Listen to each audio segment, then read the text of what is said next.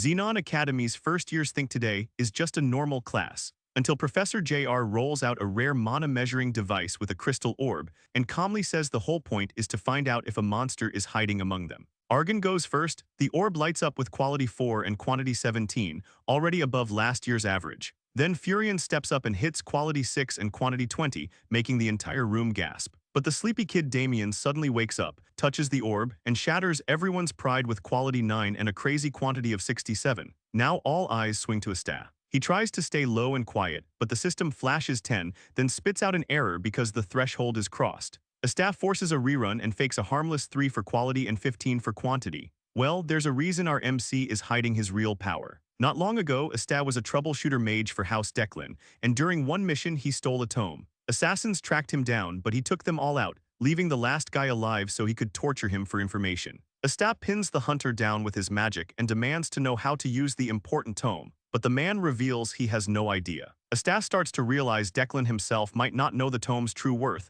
because if he did, he wouldn't have buried it in some rusty basement. Still, they chased him for it, even though Declan doesn't seem to know how to use it. The hunter suggests Exter hand over the tome so he can help him beg for mercy from the head of the house. Exter refuses and makes it clear he's going to end him. Suddenly, a portal opens behind him and a terrifying, overwhelming aura pours out. The aura belongs to a cool-looking man holding a cane. He is Farron Declan, the head of House Declan. Farron tells Exter he would like the tome back, and after that they can have a quick chat. Exter feels the crushing pressure of the power standing before him. He's been a troubleshooter for over 10 years, half of them under House Declan, yet this is the first time he's seeing the head in person. House Declan is the top magical family on the eastern continent, and rumors say its head is the strongest mage in its history. Exter can sense how dangerous Farron is, but he decides to play it cool. He asks if Farron is really interested in taking someone else's loot, calling it shameless. Farron laughs, but Exter is nervous because he knows what it means for the head himself to show up. He's forced to admit that Farron has the most overwhelming aura he has ever felt.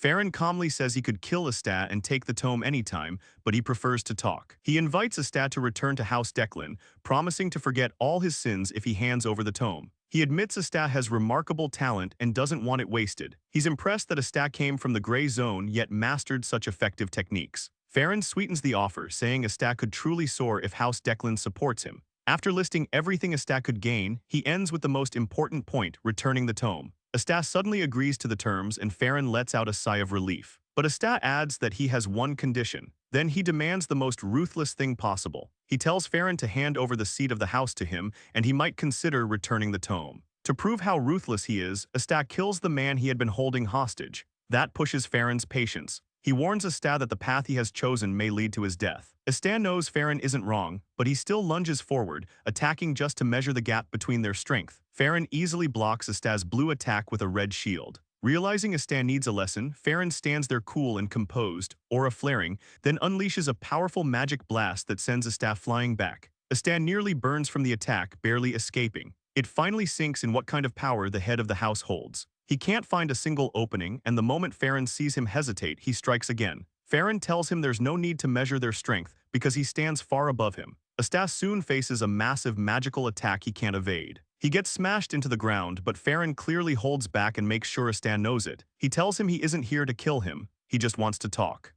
Exter then asks what will happen if he finally agrees to return to House Declan. Farron replies that he wouldn't believe him anyway. Exter is glad Farron understands that, and since they are both clear, he prepares another magic attack. Exter declares he's done being a messenger and a dog for anyone. He pours everything into the spell, his body burning bright like lightning. He leaps at Farron and unleashes it, shouting that he refuses to crawl back into the kennel. Even Exter's strongest magic fails to break Farron's defense. And Farron finally decides to show him what real power looks like. Before Exter can react, a devastating blast hits him and his thoughts drift to his past. When he opens his eyes, Farron is standing over him looking down. Farron asks if he has finally seen true power. Exter admits Farron is strong, and since Farron wants to talk, he asks if he's ready to let him return as a troubleshooter. Farron replies that he wants him to be more than that. Apparently, he wants Exter to become the head of the Bongshin family. Exter is stunned by the offer. Since House Declan is powerful enough to challenge even for the throne, Exter quickly realizes they want him as head of the Bongshin family so he can swear fealty as one of their vassal houses. He finally understands Farron's real goal. He reaches into his storage space and pulls out the tome. Farron smiles at the sight and says he wants both Exter and the tome. He's pleased that Exter is finally making the right choice. But just as Farron moves to take it, Asta sets the tome on fire. Farron is left shocked and demands to know what he's doing. Asta calmly replies he never intended to give it to him. Farron assures him he's going to die a horrible death. Asta then reveals he didn't become a troubleshooter for money. He's furious because one of his teammates was devoured by Declan's young master using forbidden magic. After it happened, Declan covered everything up. Farron is clearly shocked and realizes Asta's actions are driven by revenge. Asta corrects him, saying he only wanted justice for his fallen comrades. He adds that his recent rampage was simply his version of retirement. Then Asta declares these are his last words. As soon as he finishes speaking, Farron sets him on fire, telling him to burn and regret his choices. But Asta screams through the flames that he has nothing to regret. He was ready to throw everything away if it meant never returning to House Declan. As the fire consumes him, he calls it freedom. And he swears that if he ever gets the chance to be reborn, he will take his revenge properly. Suddenly, something feels strange, as if time itself has stopped. Asta is confused, yet the tome remains active in his hands. Magic circles spread across his body. That is the last thing he sees before losing consciousness. When Asta opens his eyes, he finds himself in a filthy area, living as a beggar. He looks around, and it slowly sinks in that he has returned to the past. He's back to when he was just a child in the gray zone. Asta walks to a lake and studies his reflection, confirming it's really him, only younger. The fire mark on his chest is still there, even though he traveled back in time. He doesn't know how this happened, but he's certain the tome's magic is involved. He also realizes the tome must be incredibly important for the head of the house to personally chase him for it. Still, there's barely any information about it. He simply doesn't know. Since he has been given another chance, Asta believes it's time to finally succeed in what he once set out to do. He thinks about his mission, the same mission he once shared with his comrade. They once talked about why they were stuck in the lower class. His comrade said their lives would have been different if they were educated. They wouldn't have been slaves to rich pieces of trash exploiting them. Because of that, Asta planned to retire and build a library. He wants to create a place where anyone, regardless of money, status, or gender, can freely read books. In fact, he plans to go even further and build a tower. He doesn't really need it, he just wants to build it. And on the very first page, he plans to publish House Declan's secret technique, giving even the poorest people from the gray zones access to it. He can already imagine how dreadful that will be for them. The only problem left is how he's going to get the manual. He's enjoying his evil plan when a sudden kick slams into his cheek. He turns to see an angry guy demanding to know where he's been. The guy keeps kicking him, yelling that he was saving him a seat, but Asta never showed up. Asta struggles to remember the jerk who has turned him into a punching bag. He refuses to be treated like trash and grabs the guy's leg. He tells him he's been hit 7 times, and he plans to return it 70 times over. Asta throws a punch to the chest, but his young body is weak and he sprains his wrist. He's shocked by the pain, and while still dazed, he gets punched in the face again. The beating continues. Asta is nearly in tears from the kicks, but he spots an opening and shoves the guy into the lake. Before the guy can stand, Asta runs. The guy climbs out and shouts, asking why he's running. Asta replies he's not running, he's making a tactical retreat. He promises to remember his face and every hit he took, because as a veteran troubleshooter, quitting isn't in his vocabulary. He will get his revenge. He hides in an alley and stares at his swollen wrist, unable to believe how fragile his body is. It broke just from one punch. For now, he decides to put his dream aside and focus on training this weak, trashy body. Suddenly, a kid with a red eye appears and asks if he's hungry. Asta is caught off guard and asks if the boy knows him. The boy says he has no idea who he is. That makes sense since the kid looks like a noble. Asta assumes he must have fallen from grace during a power struggle. He labels the kid as a walking, pretty little bomb. The boy introduces himself as Damian. Asta is confused why this creepy kid keeps staring at him and talking, so he asks if he's mentally stable. Damian says he doesn't have a mom, and Asta replies he doesn't have a dad, since they're apparently competing over who's the better orphan. Asta suggests they go their separate ways. He has no intention of getting involved with a ticking time bomb like Damian. Moments pass, but Damian doesn't move. Asta, already uneasy, asks if he's leaving or not. Shockingly, Damian says he's going with him. For a second, Asta considers smacking him, maybe that would knock some sense into him. Instead, he tells him to get lost. Damian then touches Asta's head, noticing the injury. He calmly says he can heal him. With a faint, eerie smile, he casts a glowing magic circle that releases gentle healing particles. At first, Asta thinks it's magic touch, but he quickly realizes he's wrong. What he's seeing isn't magic touch. It's the light of healing, the secret technique of House Blandor. And House Blandor fell because of House Declan. Asta can't believe he stumbled into something this dangerous. He starts wondering why a Blandor child is in the gray zone, because at this time the Blandor family should still be powerful. Lost in thought, he calls Damian's name. Damian responds excitedly, revealing his other eye bright green. He has 2 different eye colors. Seeing those eyes, Asta suddenly remembers something crucial. The odd-eyed child would one day grow up to become the monster of Blandor. The mad butcher who wouldn't die, no matter how many times you tried to kill him. After finishing the healing, Damian crouches down and starts counting ants like a normal kid, leaving Asta completely confused. Before the regression, when Asta was still a troubleshooter, he and his comrades were sent by House Declan to assist the Blandor family. There was reportedly a monster at their estate. They assumed it would be an ogre or something similar, but when they arrived, they found a massacre. It was Damian, tearing people apart effortlessly, casting healing magic without end, laughing as he fought like a lunatic. That was when he earned the name Monster of Blandor, the butcher who would not die. Asta forces himself to focus on the present. Why is a direct descendant, the sole heir of House Blandor, standing in front of him in the gray zone? Just then, Damian casually suggests something strange. He says they should eat.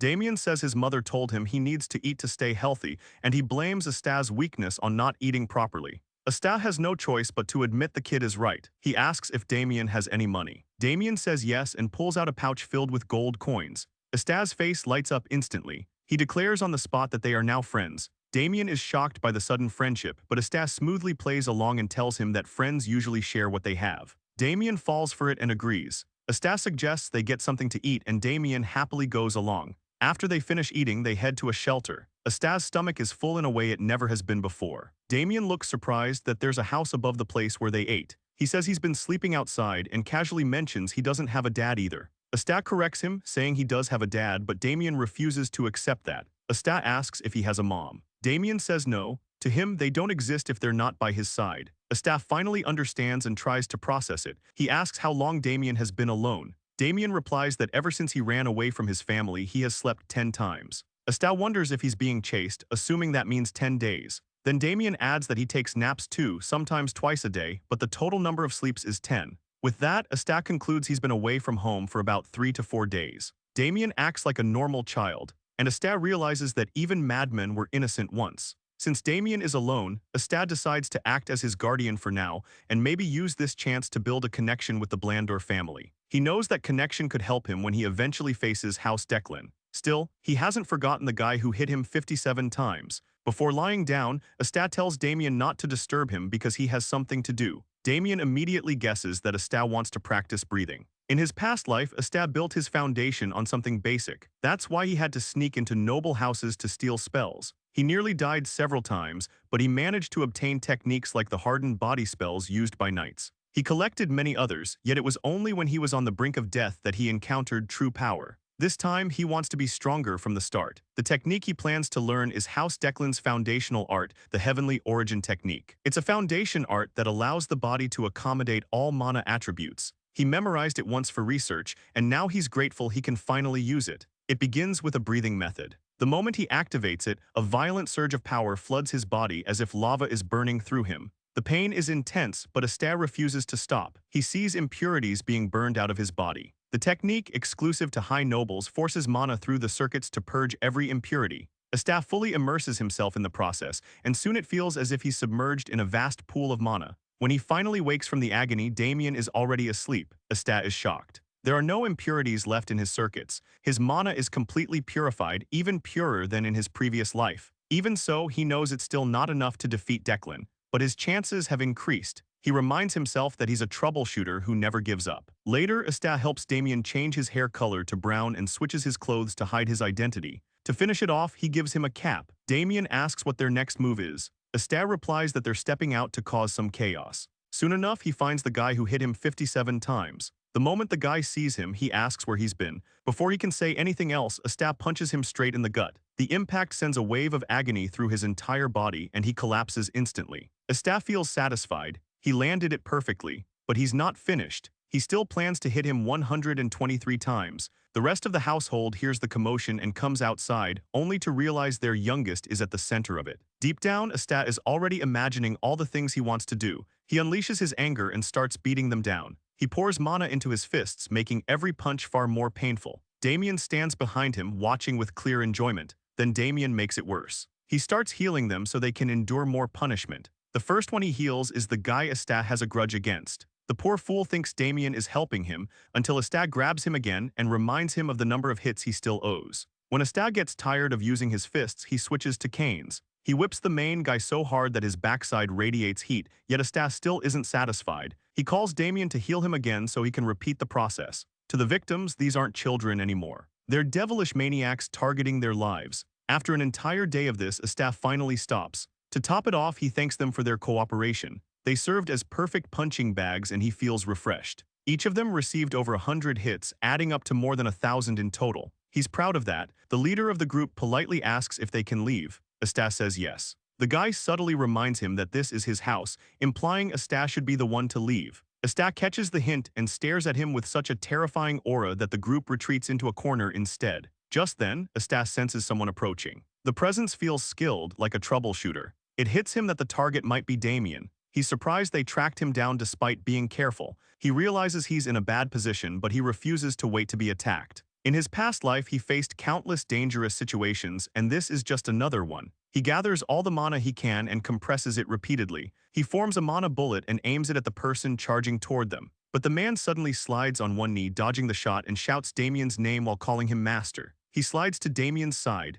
It turns out Damian knows him. He's the family's butler, Alfredo. Alfredo grabs Damian tightly, but the boy tells him to let go. Alfredo refuses, saying he must return him to the family. Exter watches silently as the strange scene unfolds. He finally understands that Damian ran away from home. After introductions, Alfredo offers Exter the chance to come back to the estate with them, since Damian seems attached to him. Exter pauses to think. He knows the family is prestigious, but he can't fully grasp their intentions. Still, he had planned to build a connection anyway, and their territory lies on the way to the city. Zenon Academy is nearby as well, and since its library is top-notch, he plans to study there while preparing to build his own library one day. After considering everything, Exter accepts. Soon, they arrive at the estate. As he steps out of the carriage, he realizes this is his first official visit. It's already late, so Alfredo suggests they rest. He instructs the maid, Lancansey, to take care of the children. Lancansey stares at Damian with cold eyes, and Damian instantly senses trouble. Later that night, Alfredo heads to the chambers of the matron Gamo. He informs her that Damian was in the gray zone and that he has brought him back safely. Gamo, an impulsive woman, immediately unleashes an attack spell in rage before learning her son is unharmed. She exhales in relief, and Alfredo does the same. Everyone knows it would have been a death sentence if anything had happened to Damian. Gamo was once known as the Blood Witch, and her fury is unstoppable. She commends Alfredo for his effort. Before leaving, Alfredo mentions one more thing. He tells Gamo that Damian's new friend, Exter, sensed his presence before he revealed himself, and in response, Exter had already prepared a counterattack. Alfredo reveals that when they faced off, Exter was wielding a mana bullet. Gamo is impressed to hear that, admitting it's an incredible talent for someone from the gray zone. Because of this, Alfredo tells the matron he has a favor to ask. The next day, Exter wakes up to a request from Alfredo asking him to become his successor. Exter is stunned. Alfredo feels relieved seeing that surprise, confident Exter will jump at such a rare opportunity, but Alfredo is left speechless when Exter suddenly refuses. For a moment, he thinks he misheard. Even Damian looks shocked that Exter rejected the offer. Exter admits it's a big proposal, but calmly says he prefers things the way they are. Alfredo quickly concludes that Exter, born in the gray zone and self-taught through raw talent, must be overly confident. He tries to crush that confidence, explaining that the world is vast and filled with dangers Exter knows nothing about. He compares Exter to a goblin in a massive canyon. Exter corrects him, saying he feels more like a wyvern. Alfredo is taken aback and decides to show him exactly what he means. He brings Exter to the butler training hall, where the trainees are in session. Alfredo proudly presents the scene, explaining that the kids are all Exter's age and recognized as the talents of House Blandor. Exter observes them closely and admits their training is precise enough to strip away any childishness. Still, he isn't impressed. He tells Alfredo he can feel their aura. Alfredo is pleased and asks again if he's ready to accept the proposal, promising he could shine just like them. Exter refuses once more, saying he hates the light. At that moment, one of the trainees, Winster, raises his hand. He suggests that Exter must be talentless, which is why he rejected the offer. He claims Exter simply can't grasp how great they are and wants to show him. In short, he challenges Exter to a duel. Alfredo senses the arrogance in Winster but allows it. He asks Exter if he's willing. Exter understands the situation. The trainees already see him as a rival, probably thinking he's some lucky nobody who appeared out of nowhere and received an offer to become the chief butler's successor. Exter accepts the duel but asks if he can choose his opponent. Alfredo agrees. Exter points at Winster, then he points at 4 more trainees. The room goes silent when he declares he wants a 5 versus 1. Winster can't believe it. Exter tells him he's free to back out if he's scared. Alfredo laughs, seeing in Asta the boldness he expects from a successor. He asks Asta if he's ready to take responsibility for his words. Asta says yes. Alfredo offers a condition. If Asta lasts 1 minute, he'll give him a gift. If he fails, he must accept becoming his successor. Asta can hear the desperation in Alfredo's voice, but he isn't intimidated. With the terms set, Alfredo tells them to enter the ring. The training instructor hesitates and asks if this isn't dangerous. Alfredo admits it is, but insists Asta needs to learn humility. The instructor worries about harming Damian's guest. He approaches Damian and says his friend is in danger, hoping he'll stop the match. Instead, Damian looks excited. He even wants to join in, but Lankency warns him that Gamo will scold him if he interferes. Alfredo orders the instructor to start the match and stop wasting time. Realizing he can't stop it, the instructor steps forward. Lankency notices his unease and leaves the room, reminding Damian not to get involved. Damian smiles and promises he won't. The instructor explains the rules. It's a free-for-all. The duel ends only when one side surrenders, though he can intervene at any time. Winster glares at Asta, determined to crush him and expose him as a fraud. The match begins. Asta moves instantly, driving a mana-infused punch into Winster's gut. Winster staggers back, coughing up liquid. Before he can recover, Asta has already taken down the other 4 trainees. They writhe on the ground in pain. Only Winster remains standing. Asta stares at him coldly and says he's about to give him a valuable experience. Mana bullets roll casually in his hands. He announces the first lesson: never underestimate the little guy. Winster feels his stomach drop as he realizes Asta is casually wielding mana bullets, something that requires serious mastery. Asta continues. The second lesson: stop judging people so easily. He fires multiple compressed mana bullets, striking Winster and the others. They scream as the impact sends waves of agony through them. Then comes the third lesson. The world is vast and bitter. Asta steps forward and finishes Winster with a final punch. He smiles at the fallen trainees and tells them he'll personally ensure they understand those lessons. Winster screams, calling Asta a lunatic. He shouts that Asta isn't even using magic. Asta calmly replies that it is magic. He kicks Winster in the head and explains he's using physical magic. The entire room watches in stunned silence as Asta dominates the trainees effortlessly, dragging them around like puppets. Alfredo is speechless. He replays the mana bullet in his mind, wondering how many times it was compressed. Given its power, it had to be at least 4 or 5 compressions. He realizes that if he had taken that hit earlier, it could have seriously injured him. Asta has complete control over his innate mana, and he's extremely good at beating people up. Behind them, Damian continues healing the trainees so Asta can keep going. Suddenly, Lankency returns with Gamo. She immediately calls for Alfredo. The instructor sees the matron and sighs in relief. Gamo asks Alfredo what this is. He admits he was conducting a test. Gamo stares at the chaos and questions how he can call this a test. Asta is dismantling 5 trainees while Damian supports him from behind. She orders Alfredo to gather the trainees and end the duel. She tells Damian and Asta to return to their rooms. Then she walks to the instructor and informs him he's fired, leaving him stunned. Later that night, Gamo tells Alfredo he went too far, even if his intentions were pure. Alfredo accepts his mistake and says he's ready for punishment. Gamo asks if Damian assisted Asta during the duel. Alfredo says no. Asta is simply that skilled at hitting people. He adds that Asta used mana bullets again, compressing them multiple times to amplify their power. Gamo understands immediately. That level of control over mana is rare. She may not have seen the beginning, but she witnessed Asta overwhelming 5 trainees effortlessly. Even high-level mages struggle with handling mana bullets. She asks about the successor proposal. Alfredo admits Asta rejected it without hesitation. Gamo decides she needs to reassess the boy. She tells Alfredo to bring Asta to her. Soon after, Asta stands before Gamo. Damian is in the room too, casually munching on cookies. Before speaking, Gamo places a box on the table. Asta looks at it confused. She reminds him that Alfredo promised him a gift. He's even more surprised to learn it's from her. She tells him to open it. Inside is a high-grade item. Asta is stunned. Even within the Blandor family, only recruits to the top 5 mage divisions receive something like this. He immediately suspects there's more attached to it. As if reading his thoughts, Gamo tells him he may accept the gift freely. She explains that he helped her son in the gray zone, and this also serves as an apology for what happened earlier that day.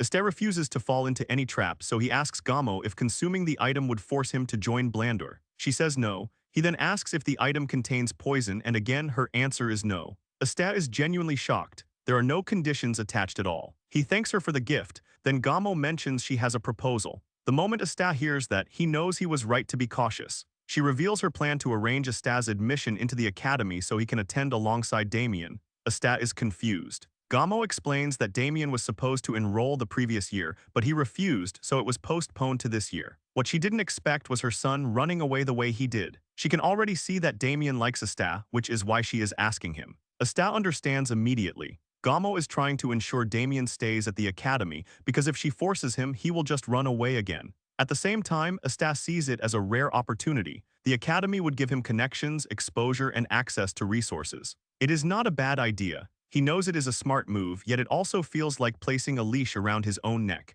After thinking for a moment, he tells her he will consider it. Gamo accepts his answer and says she will wait for his reply. Then she asks why he rejected Alfredo's offer to become his successor. Asta senses that Alfredo is eavesdropping nearby, so he decides to bruise the man's pride a little. He calmly says his knees are precious to him. In other words, he does not like bowing to anyone. The words hit Alfredo directly as he listens from behind the door. Later, back in his room, Asta consumes the item. He immediately feels the changes in his body and is impressed. Even at just 10% absorption, his mana increases drastically. His physique begins shifting toward that of a flameborn. What impresses him most is that absorbing the item leaves no impurities in his body. As for the academy, he has already made up his mind. He knows enrolling will give him the chance to meet a sponsor quickly. There are many advantages. Still, the feeling of walking into a trap lingers in the back of his mind. To clear his thoughts, Asta decides to go for a run. He steps out of his room and hears someone ask, "Are you Asta?" He turns to see a young man with platinum blonde hair. Since Damian is the direct descendant, Asta assumes this guy is a relative. He chooses to lie. He says he is not the Asta the man is looking for. The stranger is shocked because the appearance matches exactly what he was told. Asta doubles down, claiming that hair can look different depending on the light, so many things could appear different. The man hesitates, then assumes he made a mistake. He apologizes and turns to leave. Right at that moment, Alfredo rushes over and calls out Asta's name. He wanted to discuss the successor matter again, but by saying Asta's name at the worst possible time, he exposes him. The stranger immediately turns back, saying he knew it because Asta has an unpleasant face. With no way to maintain the lie, Asta admits the truth. The man is irritated, but when he notices Alfredo standing there, he backs off. Still, he tells Asta to come to the Mage Hall later so he can beat him up and teach him manners. After he leaves, Alfredo asks if something is wrong. Asta says no, but deep down he has already decided. He was looking for someone to vent his frustration on, and this guy is perfect. He plans to visit the Mage Hall later and return the favor. Then Asta asks if he can see Gamo immediately. He is taken to her office. Gamo is surprised he requested a meeting so early in the morning. She asks if he has made a decision. He says yes. To her surprise, he agrees to enroll in the academy. Gamo is relieved. She tells him preparations will begin right away. After Asta leaves, Alfredo enters the room. He asks about the outcome and Gamo informs him that Asta accepted. Alfredo celebrates quietly. They will cover Asta's first semester fees. But from the second semester onward, he will struggle to pay tuition. Alfredo believes that once Asta grows anxious about continuing his studies, he will step in and offer help. Gamo quickly tells him to lower his voice. Alfredo apologizes and heads to the kitchen since breakfast is near. After he leaves, Gamo understands his excitement. He believes he has found a path to make Asta his successor. Still, she considers the plan sloppy. Alfredo, however, seems confident because the former head butler used the same tactic on him. Later, Asta heads to the Mage Hall as instructed. He opens the door and sees a hooded mage asking why he has come. Since he does not know the brat's name, Asta stutters slightly. Suddenly, the mage brightens up, saying he has been waiting for him. He tells Asta to follow him and leads him to another room. He urges him to enter but to mind his head. Asta steps inside and is immediately struck by papers flying through the air. Now he understands the warning. Soon, he encounters a man who introduces himself as Wenji von Blondor. He asks if Asta came to see his little brother. Asta is confused, so the brat from earlier is his brother. From his past life, Asta knows one common trait about mages. They often start losing their hair. He has categorized it into stages. First, they deny it and hide under robes. Second, they give up and reveal the bald spot. Third, they accept reality and shave it completely. Then comes the fourth stage where they desperately research spells to regrow hair. No one has ever succeeded. Yet none of these signs appear on Wenji, who stands comfortably before him. Before anything else, Wenji apologizes for his younger brother's behavior. Asta asks if he works at an academy. Wenji reveals he is currently serving as vice dean. He pours Asta a drink. Asta is impressed. A position like vice dean cannot be earned through family name alone. Wenji must be skilled. Wenji teases him, saying he is quite different from what he expected. Then he reveals he knows Asta has been encouraged to enroll in Zenian Academy, which is a major opportunity. He congratulates him and says it is a good place to grow. He adds that he graduated from the academy himself from the 145th class.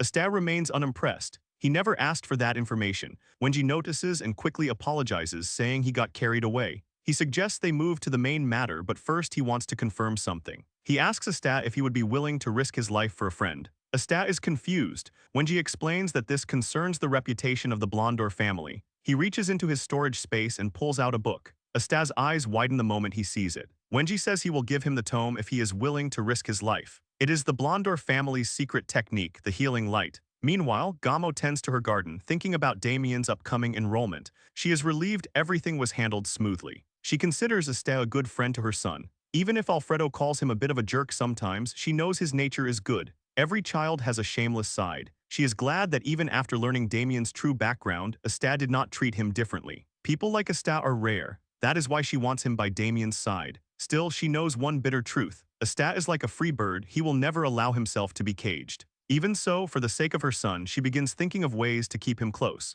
Back in the Mage Hall, Asta stares at the book, wondering why Wenji is offering him the family's secret technique.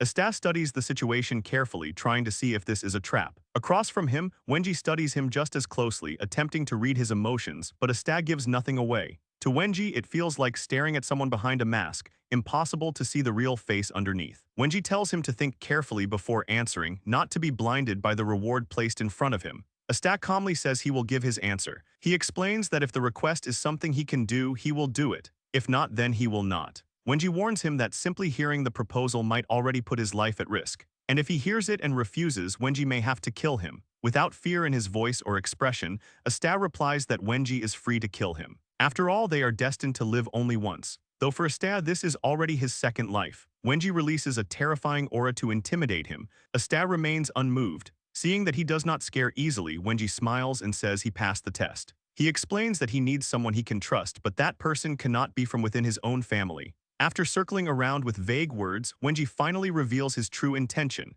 It is not a power struggle within the Blondor family. The family itself is united. The real issue is that he seems to be under close surveillance by the Declan family. Asta is surprised. He asks why Declan would monitor him, especially when he has already made it clear he does not fear death. Wenji reveals the truth. He has been researching the Declan family's origins magic, and he may have achieved a breakthrough. Somehow he managed to obtain their heavenly origins magic, a technique exclusive to Declan. The moment Asta hears this, his expression tightens. He realizes he is sitting in front of a man who is practically dead already. He asks if Wenji is trying to destroy the technique. Wenji shakes his head. He says he found a way to improve the Declan family's secret art and push it toward perfection. Asta immediately concludes he is dealing with a madman who values research over his own life. Wenji admits he simply could not resist pursuing the discovery. To Asta, he looks like a complete lunatic, yet the timing makes perfect sense. In his past life, when Declan wiped out the Blandor family, Wenji had been researching the new 10,000 circle. Declan likely saw its potential and chose to eliminate Blandor without hesitation.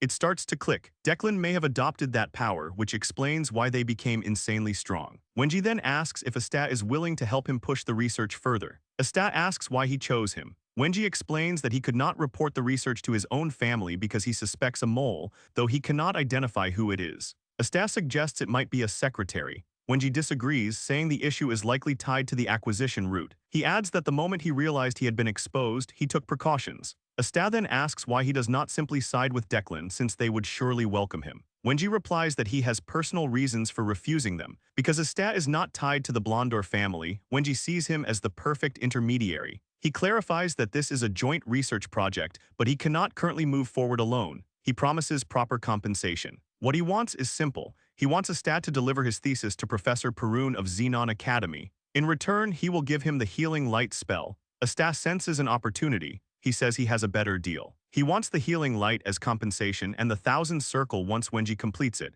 It is a double-or-nothing gamble. Wenji calls him a shameless jerk. But since the mission is critical, he agrees. He promises to hand over the spell once it is complete. However, he has one condition as well. He wants Asta to assist him before the research is fully finished. Asta agrees without hesitation. As he collects the thesis, Asta jokes that he does not know how to read, then quickly admits he is only teasing. He asks if Professor Perun is trustworthy. Wenji explains that they were academy classmates and longtime rivals, constantly competing to outdo each other. The rivalry only ended when Wenji returned to his family. Asta cannot believe he is about to meet another lunatic like Wenji at the academy. Back in his room, a stack of books from Wenji arrives along with a letter. In it, Wenji outlines the order Asta should study the books to build his foundation properly. Without delay, Asta organizes them. He admits Wenji is a genius. He begins drafting a list of book sponsors, placing Wenji's name at the very top. When he eventually builds his tower, he plans to place the Healing Light book inside so others can read it. Still,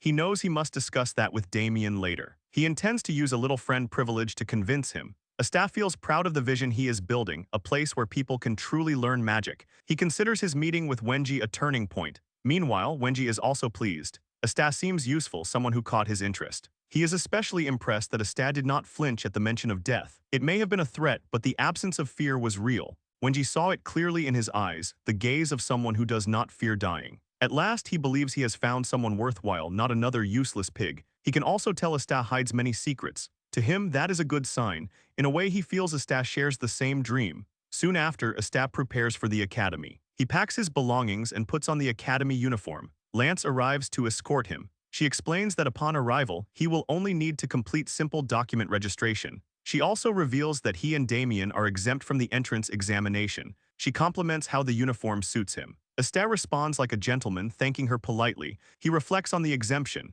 It is reserved for prestigious families under special admission. He is glad to benefit from it as well. When he reaches the carriage, Damian and his mother are already waiting. Gamo tells them to stay safe at the academy. Asta acknowledges her words. She also says she is praying for him to achieve the results he desires. Asta smiles and thanks her sincerely. Inside, he is determined to achieve exactly that. The academy is filled with opportunities and he intends to seize them all. He even looks forward to meeting his future classmates. During the journey, he studies the light spell book Wenji gave him. He is impressed by the clarity of the interpretation. Each noble family has its own method of explaining techniques, but compared to others, Wenji's version aligns smoothly with Declan's celestial principle. Soon, they arrive at Xenon Academy. Asta remains by the window, observing the renowned institution. Lance announces that the carriage service ends here. According to the founding principle's rule, during admission, all students must proceed on foot, regardless of status. She tells them this is where they part ways and wishes them a good time at the academy.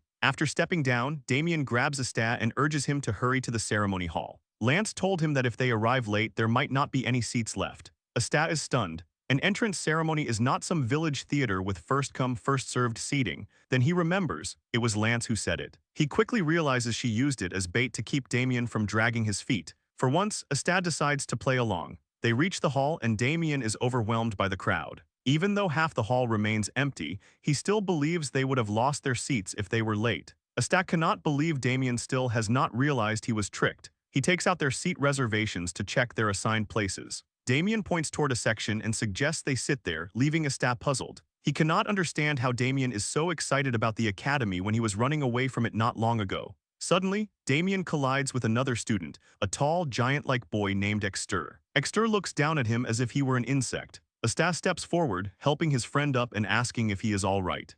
Damian assures Asta that he is fine and blames the whole thing on not watching where he was going. They are about to leave when Exter stops them. Apparently, Damian smeared saliva on Exter's clothes. Asta is still trying to process what happened when Damian rushes over to help clean it, only to make it worse by adding even more saliva. Exter's face twists in anger, and he throws a punch straight at Damian. Asta steps in instantly and blocks the punch before it lands. He tells Exter to stop throwing a tantrum before he makes a mistake. Exter angrily demands to know who Asta is, and Damian replies that Asta is his friend. Asta confirms it calmly, and it finally clicks for Exter why he stepped in. Still, Exter warns him that he will regret it. Asta already knows where this is going and he does not mind. It is clear Exter wants to settle this with fists, not words. The tension draws the attention of the students in the hall. Someone whispers that Exter is the direct descendant of the Dalumpi family. Bets start flying around. Most believe Exter will win. One student suggests they stop the fight before things escalate, arguing that they cannot fight properly in a crowded hall. Another student immediately casts a barrier around the trio so they can fight freely. Cheers erupt, mostly for Exter.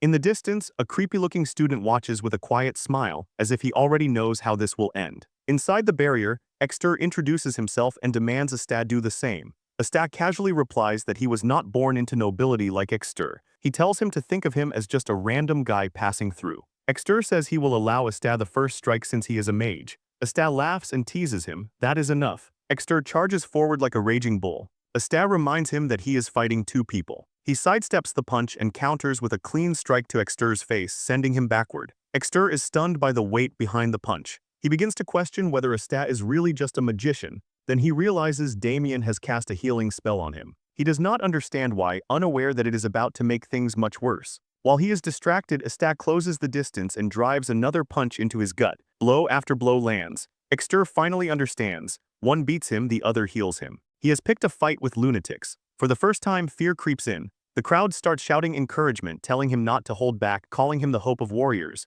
Fueled by their cheers, Exter regains his composure. He roars, calling Astat a mere magician, and swings again. Astat dodges the first strike and even praises the effort. Exter yells at him not to underestimate him. This time he swings with full force and catches Astat clean. Astat is thrown backward. The crowd explodes in cheers, thinking Exter has turned the tide, but Exter does not celebrate. The impact felt strangely light. Astat twists midair and lands smoothly on his feet. Exter freezes for a second, then rushes in again. Astat glances back and sees Damian still healing Exter. If this continues, he will not go down. He has to end it in one hit. Astat taps into a technique he developed with his comrades in his past life. By colliding magical particles, he extracts raw energy. It uses magic, but it is not exactly magic. It is not martial arts either. It is pure technical application. Once the energy is ready, Astat lets Exter get close. Then he strikes. A massive shockwave erupts, blinding the spectators and shattering the barrier. Silence falls. Exter crashes to the ground and loses consciousness. The mighty descendant falls from a single punch.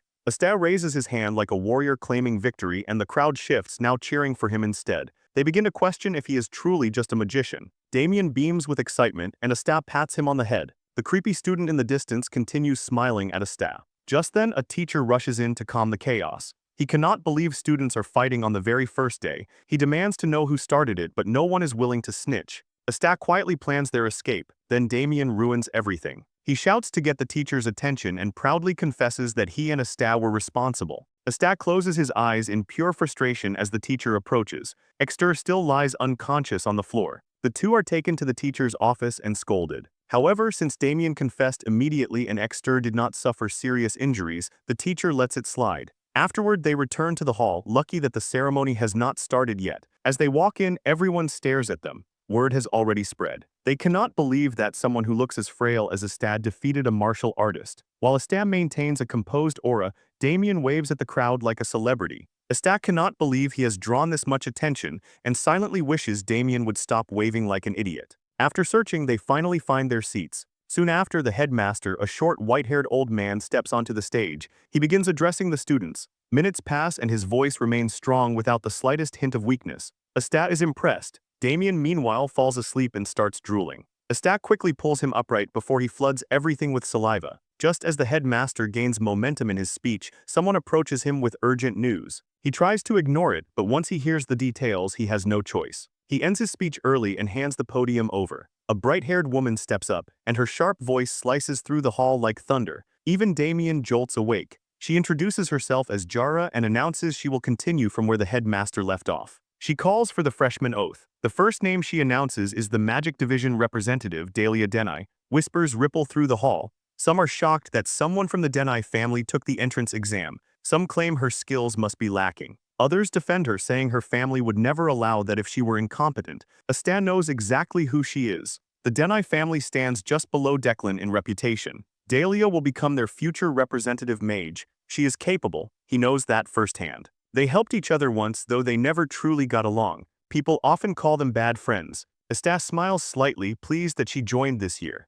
After Dahlia takes the stage, Jara calls the martial arts division representative Paul. Since no noble house name follows, Astat assumes he is not from a prestigious family. Once both representatives finish their oath, they return to their seats. Jara then begins introducing the professors who will teach the class. As Dahlia walks down the stairs, she looks directly toward Astat's seat. For a second, it feels like eye contact. Then she missteps and stumbles down the stairs, embarrassing herself. Soon after, Professor Perun of Basic Principles of Meology steps onto the stage. Astat notes he feels different from Wenji, but he decides to hold his judgment for now. When the ceremony ends, Jara instructs the students to follow attendants to their assigned dormitories.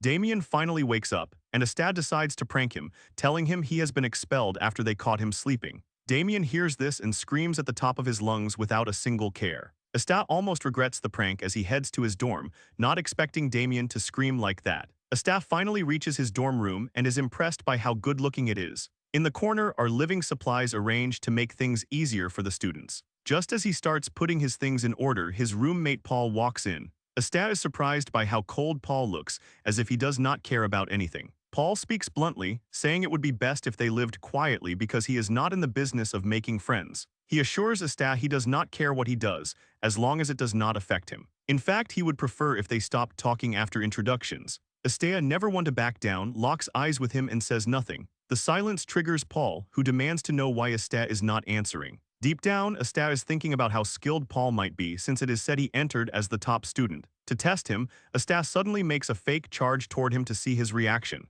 Paul immediately reaches for his sword. Asta notices his stance is solid, and the sword placement shows he knows exactly what he is doing. Just then, Asta hears Damian calling him from outside. He smiles as if nothing happened and tells Paul he is free to do whatever he wants. Since they are both minding their own business, Asta casually teases him, saying he might start singing past midnight. After winding Paul up and leaving him confused, Asta steps out of the room. He meets Damian, who excitedly asks who his roommate is. Asta replies that he does not know, which shocks Damian. Damian decides not to push further and suggests they tour the academy since there is a lot to see. He wants to check out everything on the very first day. Apparently, the academy is vast, and students are advised to learn the layout so they do not get lost during their stay. Even though it sounds exhausting, Asta is up for it because he has something on his mind too. He wants to know how many troubleshooters are inside the academy. With that, the two begin exploring. They soon arrive at a lake, and Damian expresses his disbelief as usual. Asta figures Lance was stuck with Damian because he acts like a complete baby. Tired of the noise, Asta tells him to ask his family to build him a lake since their estate lacks one.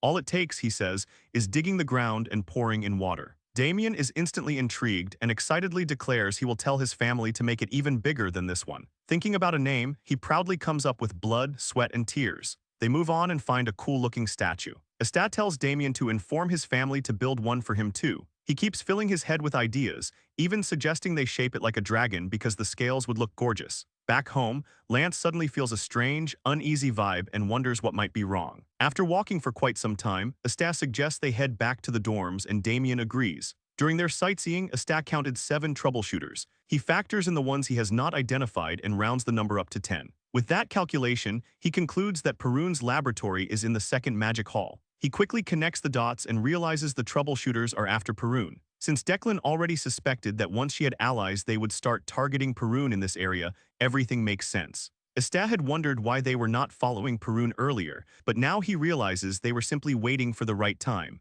Asta decides to find out how much they know. He positions himself perfectly to overhear 2 troubleshooters talking. The first says headquarters has issued an emergency directive and they are to gather at the target's nest. The second asks whether the target is the main or the sub. The first replies they are going after the sub and plan to deliver their objective to the sub-target by midnight. The second concludes that since WJI has made his move, Perun must be the target. Still, he worries about the school professors, saying they are no match. The first explains that Declan himself will not be coming, but before he begins, he reveals that the fire demon Callahan will be joining them. The second is shocked because Callahan is the vice leader of Declan's Mage Corps, the Red Jewel. This means their operation is fully backed, and it shows Declan is ready to do anything for the mission. At the same time, it means the troubleshooters themselves are expendable. Despite their fear, they have no choice but to carry out the job. They leave to regroup with the others to secure their numbers. Unknown to them, Asta heard everything. He is surprised that Callahan of all people is involved.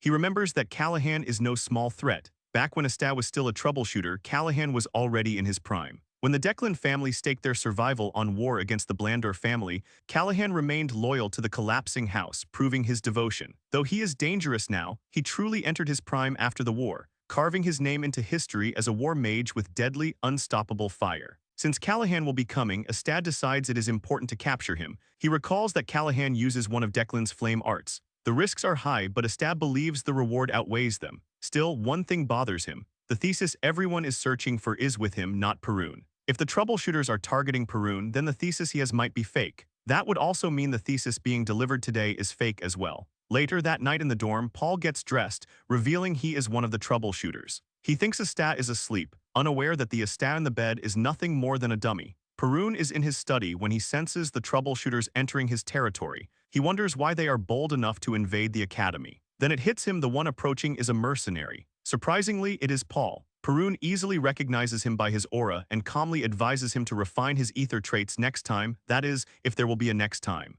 Paul hands him an envelope, and Perun finally realizes it was WG. He wonders what kind of trick Wee is playing and what schemes are unfolding. Suddenly, the door explodes. Callahan strolls into the office, fear flashing across Paul's face while Perun remains calm. Callahan notices Paul's fear and takes it as proof that he understands what he is capable of. He then turns to Perun and asks if he has heard of him. Perun coldly replies no. Perun rises from his chair and tells Callahan to get to the point. That irritates Callahan, but before losing his temper, he admits it is the first time he has been treated so poorly. He lays out his terms. First, he wants Paul dead. Then he turns to Perun and says he will leave him with one arm and one eye. Callahan fires a blazing fireball, but Perun blocks it with a countering ice spell. A violent explosion rocks the building. Perun then tells Paul he is responsible for his own life because right now he is a mercenary, not a student. Paul has no issue with that and draws his sword. Perun realizes the Declan troubleshooters must have cast a blackout spell, which is why no alarms are going off. That means he is on his own with Paul. Callahan spots the envelope on the table and declares it is exactly what he came for, since it was sent to Perun by the Trash Blandor family. Since Perun refuses to hand it over, Callahan unleashes a powerful flame spell that shakes the ground. Perun remains calm, activating his ice to counter whatever comes his way. Just then, the other troubleshooters begin moving in, and Perun finally gets serious, unleashing a devastating strike that nearly brings the building down. Meanwhile, Asta watches from afar and realizes things are escalating fast. Excited to see real action again, he puts on his mask and says he is not Asta right now but Troubleshooter 1. He clenches his fist, prays to the moon, and asks for the strength to be a good troubleshooter today, even if he has not always been righteous. After the brief prayer, he leaps toward the battlefield as the damaged building begins to cave in. Inside, Callahan is having the time of his life. He is surprised that after everything he has done, Paul is still alive, and he commends him for it. Deep down, Paul knows he would have been dead if he were not wearing the protective talisman WJI gave him. He did not even realize it was a protective talisman, and now he considers himself lucky for having it on. Perun speaks coldly to Paul, telling him to get out of the way as he unleashes a powerful ice blast to rival Callahan's flames. He then pats Paul on the shoulder, saying he has done well so far, which means he can trust him. Perun displays one of his traits by infusing Paul's sword with ether, shocking him. He asks if Paul can keep blocking incoming attacks. Paul answers yes as long as he is needed. He understands they are past the point of retreat, and if he fails, he is dead. Callahan is impressed by their sudden teamwork. A mage and a guard, exactly what he wanted to fight. He unleashes another fireball, and this time Paul's sword fails him. He is smashed into the wall, and with Paul out of the picture, Perun realizes he has no choice but to get serious. Apparently, when the mana in nature is limited and two authoritative beings issue commands at the same time, a struggle for control begins between them. Perun wants to see how much damage Callahan can withstand. Since Perun requests a duel, Callahan happily accepts. They unleash their power at each other and the building suffers the most. It begins to crumble, and Paul loses his balance and falls. As he drops, all he sees are two monsters clashing without restraint. He crashes to the floor, questioning why he joined a fight so far beyond his level. From afar, the troubleshooters are stunned by the destruction. They quickly realize that if they interfere, they will be crushed. Just when they think they are safe, Asta appears behind them and takes them out, sending panic through the group. After clearing out anyone in his way, Asta heads toward the battlefield. His arrival catches the attention of both fighters, leaving them wondering which side he is on. With blinding speed, Asta reaches Callahan and grabs him by the neck, telling him he has arrived at the place where he will die. Panicked, Callahan unleashes a fire blast, but it causes a mana backlash. He coughs up blood, shocked to see Asta unharmed and already dashing toward him again. At the same time, the troubleshooters rush in. Callahan realizes he must suppress the backlash if he wants a chance. He quickly drinks a potion, wondering where someone as strong as Asta came from. The troubleshooters attempt to take Asta down, but he blocks effortlessly and counters, sending them flying. Callahan watches in disbelief. Before he knows it, he feels something unexpected: admiration. Asta moves with precision and ruthless efficiency. Still furious, Callahan declares he will kill him. He creates multiple magic circles, preparing an even greater fire blast. The firepower is overwhelming, so intense that it burns his own men. Asta is momentarily stunned by the sheer scale. As thick smoke fills the air, Callahan wonders if he managed to catch Asta. He knows some allies were hit, but he does not care. Completing the mission matters more than lives. After waiting a few seconds and seeing nothing, he assumes Asta is dead. He smiles, thinking he overreacted. If he joins the remaining troubleshooters, he can gain the upper hand against Perun. Suddenly, his blood runs cold when he hears Asta's voice asking if that was his best. Asta says he knows what kind of man Callahan is, which is why he predicted he would sacrifice his own people to eliminate him. Standing above, Asta forms a magic circle and tells Callahan he is about to die because of his choices. He fires his Mona bullet. With no way to dodge, Callahan watches it fly straight at him. The mana bullet pierces his head like a high-caliber round. After taking him down, Astea admits Callahan was impressive. Any other mage would have died from that first surprise attack. His spells were as deadly as ever, but that final blast worked against him. Astea knows that if Callahan had teamed up with the troubleshooters for a war of attrition, he would have lost. Even though he is getting stronger, his mana reserves are still low, not impressive at all. He walks to Callahan's body and searches it. Luck is on his side. He finds the grimoire he was looking for. Most battle mages carry their grimoires personally because they trust no one. Even though the spatial pouch has an owner recognition spell, Astea is not worried. He will figure out how to undo it later. Just then, Perun appears. Astea tells him he is late to the party. Perun reveals he was dealing with the remaining small fry. He then asks if Astea is one of the people after him. Astea tells him to use his brain. He just killed one of Declan's men, which should explain everything. Hearing this, Perun realizes WJI sent him and finally lowers his guard. Still, he is confused about why Paul approached him. He wonders if WJI split the research into 2 papers and sent 2 envoys.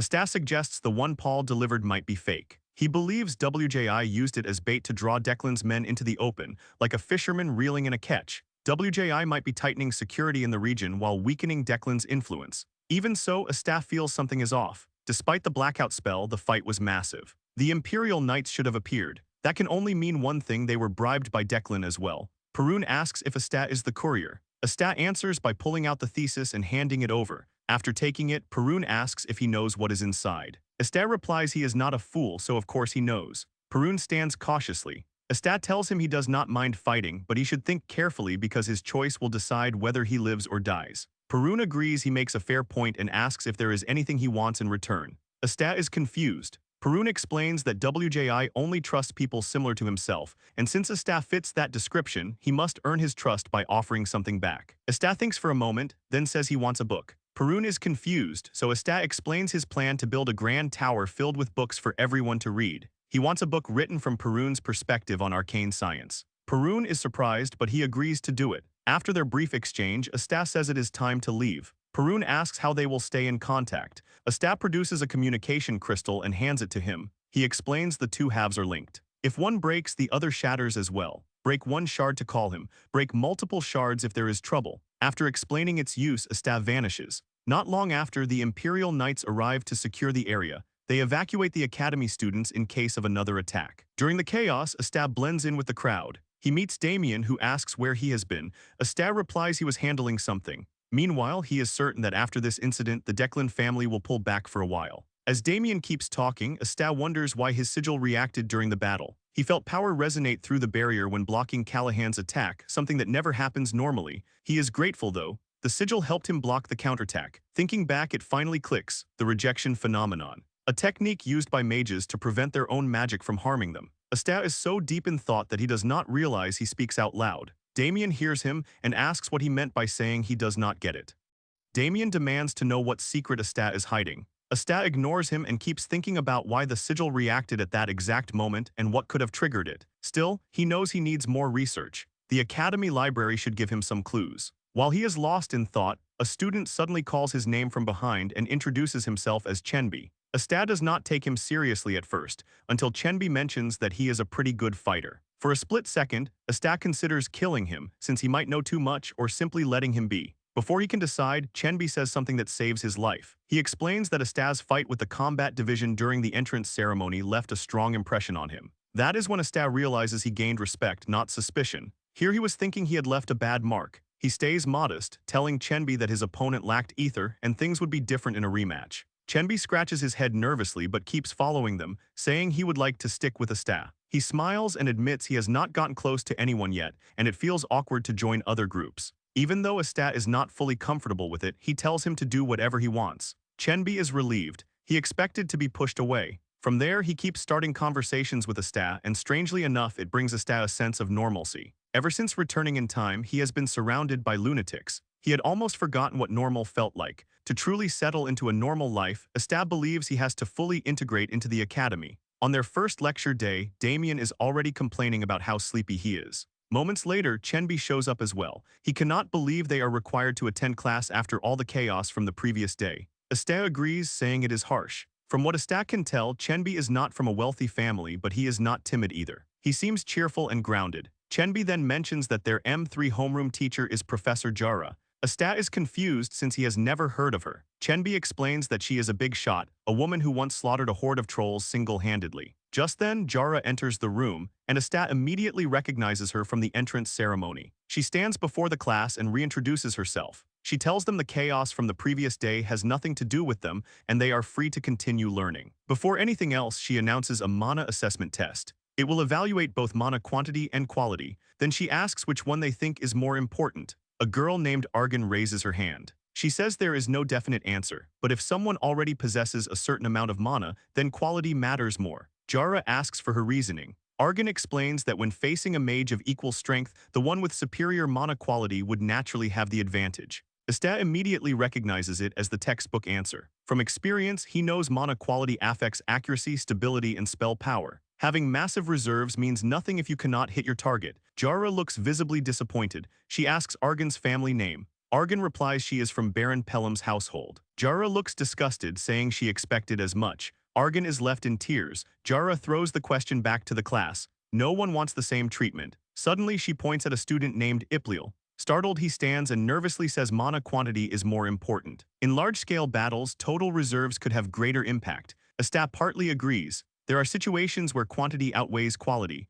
Both are vital, it depends on the variables. But just like before, Jara is disappointed and gives Ipliel the same harsh response. She continues calling students one after another, determined to get a satisfying answer. The class starts mumbling about how stressful she is on the very first day. Meanwhile, Asta thinks carefully about what answer would satisfy her. Then Jara suddenly says she has heard enough. They were all close, but there was never a correct answer. She was not looking for one. She asks if their responses truly came from their hearts or if they were simply trying to say what she wanted to hear. A mage must never lose conviction, no matter when or where. They must not be swayed by temptation and must have the strength to uphold their will to the end. With the answers they gave, can they truly call themselves real mages? The most important thing, she says, is that they must become true mages. She urges them to carry that message in their hearts. Asta realizes he was right. She has a strange way of teaching, but it works. When it is time for the mana measurement, she calls Argan first. To everyone's shock, Jara announces Argan as the class representative. She admits her earlier answer was impressive.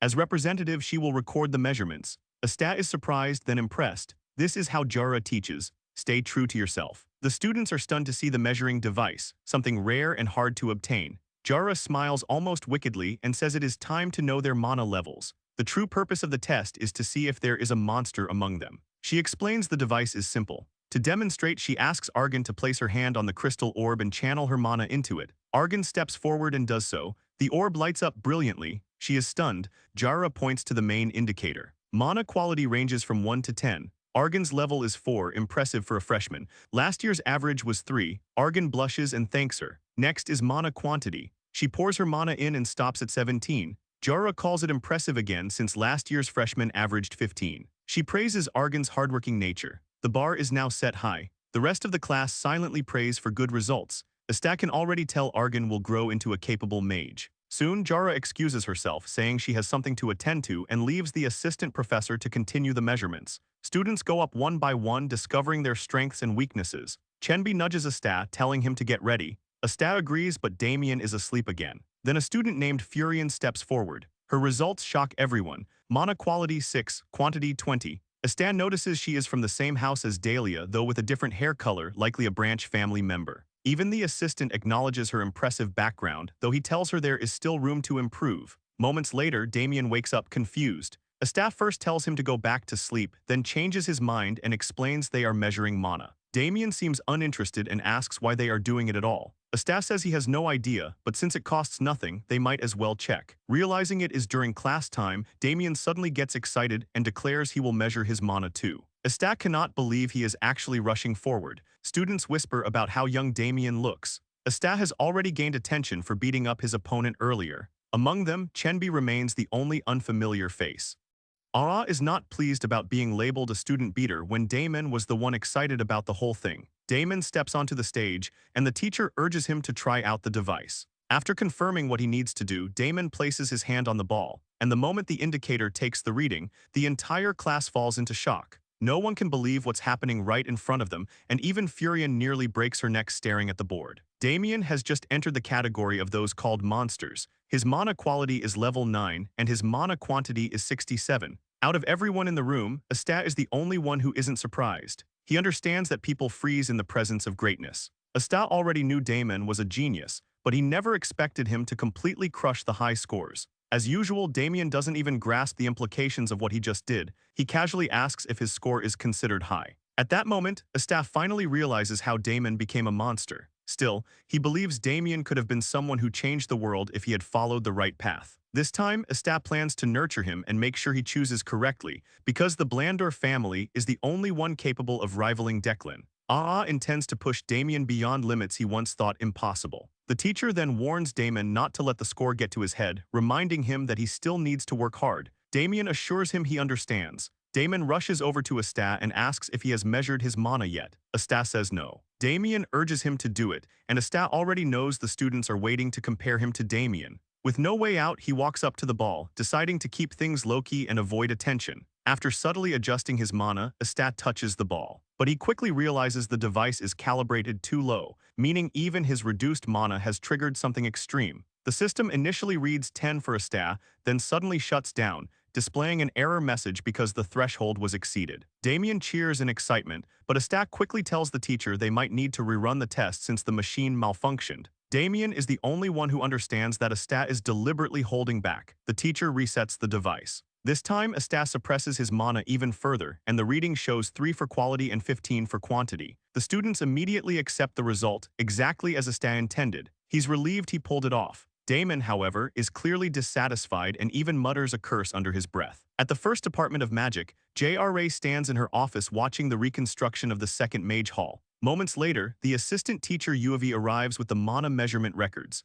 JRA reviews them, commenting on the scores that catch her attention, and notes that Damon will need proper guidance. Then her eyes land on Asta's record. She notices the retest caused by an error message. The moment she sees that, she realizes Asta is no ordinary child and decides to keep a close eye on him. Later, the trio is seen creating toys using magic. Chenbi is stunned by how effortlessly Damian exerts his mana, like it costs him nothing. Watching this, Chenbi concludes he's just a small fry in comparison. Ah notices Chenbi's reaction and understands exactly how he feels, though he wishes Chenbi would simply accept reality and move forward. After they finish playing, Damon admits he's had fun and is glad he came to the academy. Asta hears this and quietly sighs in relief, grateful that Damon is adjusting well. Some time later, Asta finally gains access to the spatial pocket he obtained earlier. Because of his weak magical sense, it took him an entire month to unlock it. During that period, he also absorbed the elixir he received from Blandor into Manhwa form, and he has gained considerable knowledge at the academy as well.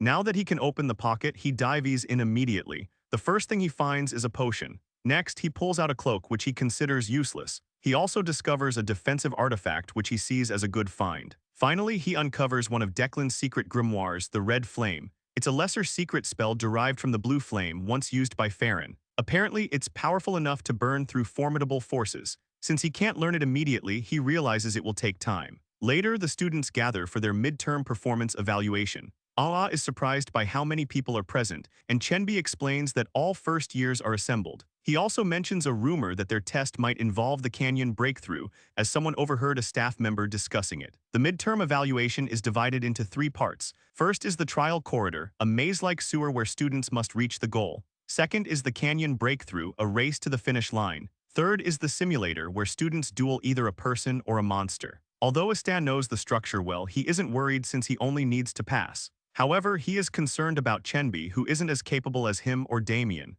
As students debate which test it will be, a thunderous voice orders them to be quiet. It's Pin who introduces himself as the overseer of the evaluation. Without delay, Pin announces that their test will be the trial corridor. Chenbi nearly panics on the spot, realizing his small plan is already ruined. Perrin then instructs each class to line up and begins explaining the rules. The trial corridor is a maze-like sewer, and students must navigate it to reach the final gate. All paths eventually lead to the end, regardless of which route they take. Hearing this, Chenbi smiles, thinking the test will be easy. Then Perun clarifies that what he described is only the basic structure, which would make the test meaningless. He reveals the golems he has prepared. Chenbi freaks out at the sight of them, unable to believe golems are being used in a performance test. Perun explains that while the golems are slow and dull, they are still tough for their level. Their cores are exposed, and their durability has been adjusted, giving students an advantage. Even so, he warns that in a closed space the golems will catch up quickly. Seeing the students' anxious faces, Perun is disappointed, though he believes some of them still show potential. After observing them closely, he concludes that Damian doesn't appear to be among the top contenders, judging by his dull expression.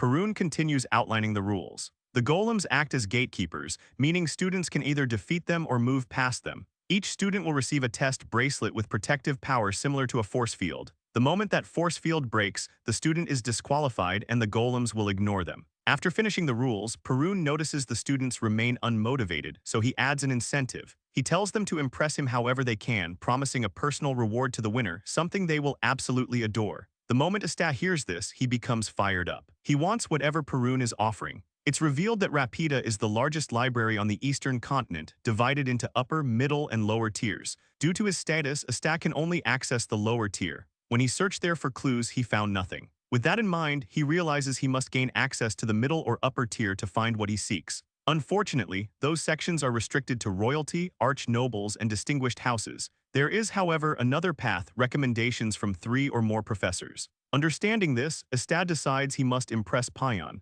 Once Perun finishes explaining everything, he grants the students a short preparation period to collect supplies from the professors. The students rush to the assistants, demanding high-level items to help them during the test. Most requests are denied, as they aren't allowed to bring anything that would give them an unfair advantage. While everyone argues and panics over what to take, Damon calmly requests 20 vine seeds. The assistant professor is surprised, pointing out that plant magic contradicts his primary element. Damon simply replies that he doesn't have a primary element, which means he can use plant magic as well. Asta is surprised when he sees this, because he never expected the nonchalant Damian to be making preparations too. At the same time, he's curious to see whether Chenbi will finally break out of his shell. Once preparations are complete, Perun announces that he will assign their starting locations. They are to check their names to see where they've been placed. Asta checks and finds himself assigned to starting point 3. Looking around, he notices that the other 2 have been placed at different points. In Asta's group, there are 6 other students, and he doesn't even know their names. Moments later, an arrogant guy approaches him with 2 lackeys in tow. He introduces himself as Dibei and says he has a proposition, since Asta isn't bad with a blade. Asta tells him to continue, and Dibei reveals that he's interested in buying the bracelets of students who get eliminated. He offers 30 gold coins per bracelet. He adds that Asta and his 2 friends are off the list, meaning he's ready to pay 90 gold coins in total. Asta is surprised. 30 gold coins is roughly a peasant family's monthly income. Dibei expects him to jump at the offer, assuming his poor background will make him desperate. At the same time, Dibei's goal is simple: protect himself. Asta actually agrees with the logic. Even if it looks cowardly to some, it's just making the best of what you have. And since they're rich, they might as well throw money at their problems. Then Asta asks why he calculated only 90 gold. Dibei assumes the amount isn't enough and raises the offer by 5 gold per bracelet, making it 105 gold coins. Asta calmly points out that the math still doesn't add up. There are 3 other members on Dibei's team, plus Dibei and his 2 lackeys, making 6 in total. He then asks why Dibei removed the price of his own life from the calculation. By Asta's math, the correct amount should be 210 gold coins. The trio is left stunned. Dibei is furious at the sheer confidence radiating from Asta. He raises the offer again to 40 gold coins per bracelet, believing 35 wasn't enough. Asta immediately counters, stating that the new total is 240 gold coins. Dibei reacts angrily. He can't believe Asta is trying to squeeze every drop of profit out of the deal, even if it costs him his life. Seeing no way to win this negotiation, Dibei decides to back off. He calls the deal off and turns to leave. Asta stops him, asking where he thinks he's going. He informs Dibei that he already owes him money. That fully triggers Dibei. He demands to know what Asta means. Asta gives a simple analogy. There are 3 packs and 3 people in a carriage. Even if the packs are removed, you still have to pay for the people riding inside. With a smug smile, Asta demands 120 gold coins, 40 per member. Dibei's lackeys immediately step in, saying Asta is nothing in their master's presence. One of them gets overexcited and steps forward, threatening to beat Asta up. He instantly realizes that's a mistake when he sees the shift in Asta's stance and hears the calm change in his voice. To avoid trouble, Dibei decides to pay the 120 gold coins. Just as he's about to hand it over, Asta raises the price again to 160 gold coins, stating that his targets are nobles. Dibei has no choice but to pay. Still, he promises Asta will suffer for it. When it's time to enter the corridor, Pune reminds them that if the bracelet's function is disabled, they're eliminated. The field barrier activates against spells that directly strike the body or attacks imbued with mana. If the barrier breaks, the bracelet stays behind and the wearer is forcibly transferred out of the testing grounds. Perun assures them they have nothing to worry about in terms of injuries. With instructions complete, he orders his assistants to begin the test. In an instant, the students are warped into the testing grounds, and the internal footage begins broadcasting. While reviewing the starting points, Perun notices that Damian and Dahlia share the same location. Suddenly, the feed from starting point 3 freezes. Panic spreads among the assistants, who think they failed to check something properly. Perun tells them to calm down, insisting he personally verified everything before the test began. Unknown to them, a battle has already erupted between Asta and Dibei's lackeys. Minutes earlier, Dibei and his men attacked Asta the moment they entered the grounds. Since getting hit by magic means instant disqualification, Asta dashes forward, dodging their opening attacks. He moves so fast that Dibei and his group are left stunned as Asta reaches them like lightning. Before they can react, he's already striking, not to kill but to knock them out of the game. He moves like the Flash, delivering crushing blows that send them crashing down. After putting them in their place, Asta still demands payment, telling Dibei he now owes 320 gold coins for his insolence. On top of that, it's 1 silver coin per hit. By the time Asta finishes with Dibei, the guy looks like an inflated balloon. Asta makes sure they're fully disqualified, then calmly collects their bracelets. Since he needs Perun's recommendation, he realizes he needs 2 more bracelets to secure his reward. He sits down to think about his next move, aware he'll still need another professor's endorsement. For a moment, he considers destroying the trial corridor since only 4 pillars support the structure. He quickly dismisses the idea. That would make him the enemy of the entire eastern continent, and that would eventually get him killed. In the end, he decides to keep moving until he finds an opportunity. Meanwhile, Damian has taken a completely different route. He uses the vine seeds to seize control of several golems, manipulating them and turning the area around him into chaos. Students panic as they try to understand how he's controlling golems with vine seeds. They attempt to destroy the golems, but the vines wrapped around them render their spells ineffective. As chaos spreads, Chenbi decides he has no reason to get involved. His goal is simply to qualify. He runs off hoping to find a safe hiding spot. Suddenly, his bracelet begins to sparkle. Chenbi assumes he was hit by magic without noticing. Dejected, he sits down, waiting to be transferred out, convinced he's already disqualified. Minutes pass, nothing happens. He's left completely confused. Then a sinister voice echoes through the grounds. It declares that it has no demands, only a mission to bring consequences to those who angered the great being. Damon is about to knock out a student, but he pauses to listen. The voice then reveals its true intent. It plans to kill all the students. At that moment, Perun and the assistants realize something is terribly wrong. The entire system has gone offline and nothing is under their control anymore. Seeing the assistants panic, Perun orders them to stop shaking and immediately summon the professors. JRO is to be their top priority. The assistants rush off to alert the academy staff. Perun fumes. Someone daring to interfere with the academy's midterm evaluation is unforgivable. Inside the corridor, all the golems have fallen under enemy control. Now moving faster and deadlier than before, they become a serious threat. Aa is shocked to see the golems precisely tracking him. He quickly concludes that someone tampered with the control system. Considering the massive number outside, he realizes all the stored golems have been released. Being the battle addict he is, Asta decides he has no choice but to enjoy himself while dealing with the main culprit. Chenbi, lost in thoughts about his miserable life, hears rapid footsteps approaching. He turns as a figure emerges from the darkness. It's Asta. Chenbi is about to rush over and hug him, but then he notices the swarm of golems chasing behind. Asta catches up easily and tells him to run. Only seconds into the chase, Asta realizes Chenbi doesn't have the stamina to outrun the golems. At this rate, he'll be caught in no time.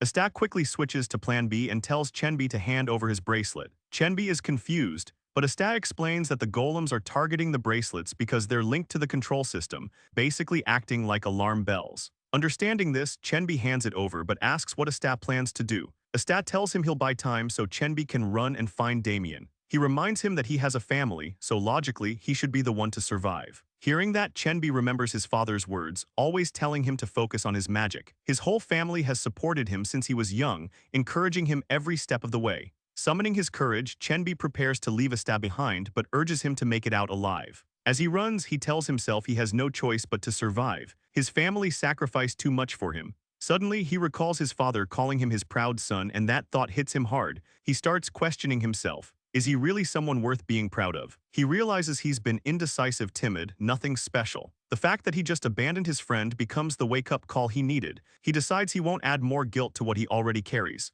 Chenbi turns around, determination burning in his eyes. He won't give up. He'll use the strongest magic he knows, the one his teacher left for him. As he prepares the spell, he prays it works. It's called Spear of Earth, a name with weight behind it. A spell designed to pierce anything, like a cavalry lance tearing through armor. Asta is still dealing with the golems when he hears Chenbi shout. He turns to see Chenbi, blood trickling from his nose as he completes the spell. Thanks to the warning, Asta dodges just in time. The destructive spear tears through everything in its path. When the dust settles, a massive crater stretches across the ground. The spell is so powerful that Chenbi starts coughing up blood. He collapses, but Asta catches him before he hits the ground. Exhausted, Chenbi rambles about how his master named the spell, about how grand it is. Asta disagrees. The caster is the one who proves how powerful a spell truly is. It all depends on how it's used. Suddenly, Chenbi starts acting like he's about to die. Asta forces a potion down his throat, telling him he'll be fine. Within moments, Chenbi regains his strength, completely dazzled. Meanwhile, Asta wonders what to do with him.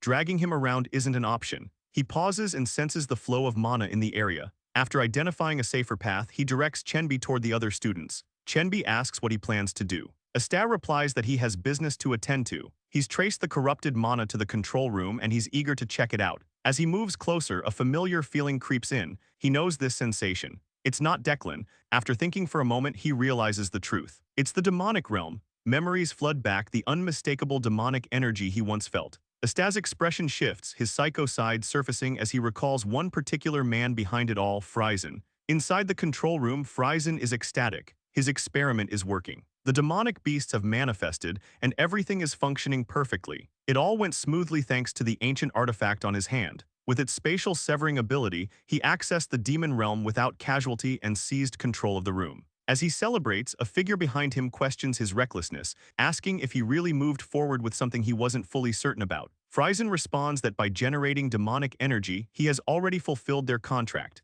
The man steps out of the shadows, a mask covering his mouth. He says Frizen is free to act however he wants, as long as it benefits him. All he desires is the disgrace of a certain professor. Frizen bows, addressing him as the Great Hound of House Vimmer. The Hound coldly tells him not to utter his family's name with his filthy mouth. Deep down, Frizen is furious. The Vimmer family is only a vassal under Declan, yet he must bow to this man. Still, he endures the humiliation because Vimmer grants him a place to conduct his experiments. He reminds himself to tolerate any dishonor thrown his way. Together with his allies, he has formed a forbidden magic sect known as Salvation. The Hound asks how long it will take to seize full control of the core, warning that a student is approaching. Instead of fear, Frizen feels excitement. His first true test subject. He's eager to see what happens when someone is exposed to dense demonic energy. Normally, people die. But ancient texts suggest otherwise. For those with mana or ether, it could create something else entirely, a human beast. Meanwhile, Asta is trapped. Golems behind him, demonic beasts ahead.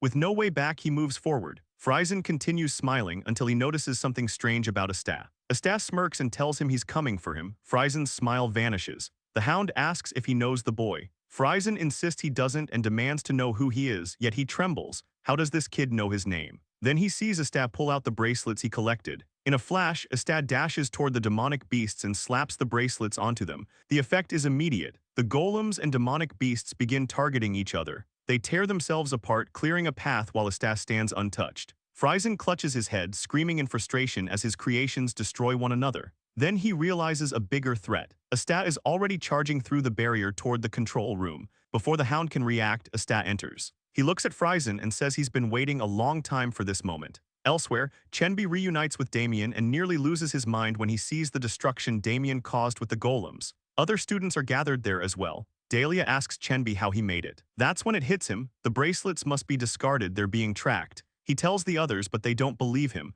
They accuse him of trying to steal their bracelets. Shocked, Chenbi argues that with everything happening, no one cares about bracelets anymore. He explains their link to the control room, acting like tracking bells. Someone asks if he figured that out himself. Chenbi admits it was Asta. A girl mocks him, saying trash like Asta tricked him into throwing his bracelet away. Another student claims Chenbi is scared of failing alone, so he wants everyone else to ditch theirs too. They continue insulting Asta, and it doesn't sit well with Chenbi. He knows what Asta did. Before he can respond, Damian speaks. He talks about the first time he met Asta, how that moment defined their bond. That's why he trusts him. Without hesitation, Damian removes his bracelet and throws it to the ground, telling the others they can take it if they want. Then he calls Chenbi, saying it's time to move. Chenbi is stunned by Damian's resolve, forced to rethink everything he thought he knew about him. Back in the control room, Asta tells Frizen how badly he's wanted to kill him. Frizen remains confused, insisting he doesn't even know who Asta is. He turns to the Hound, reminding him that he's supposed to protect him. The Hound asks again if Friesen truly has no connection to the boy.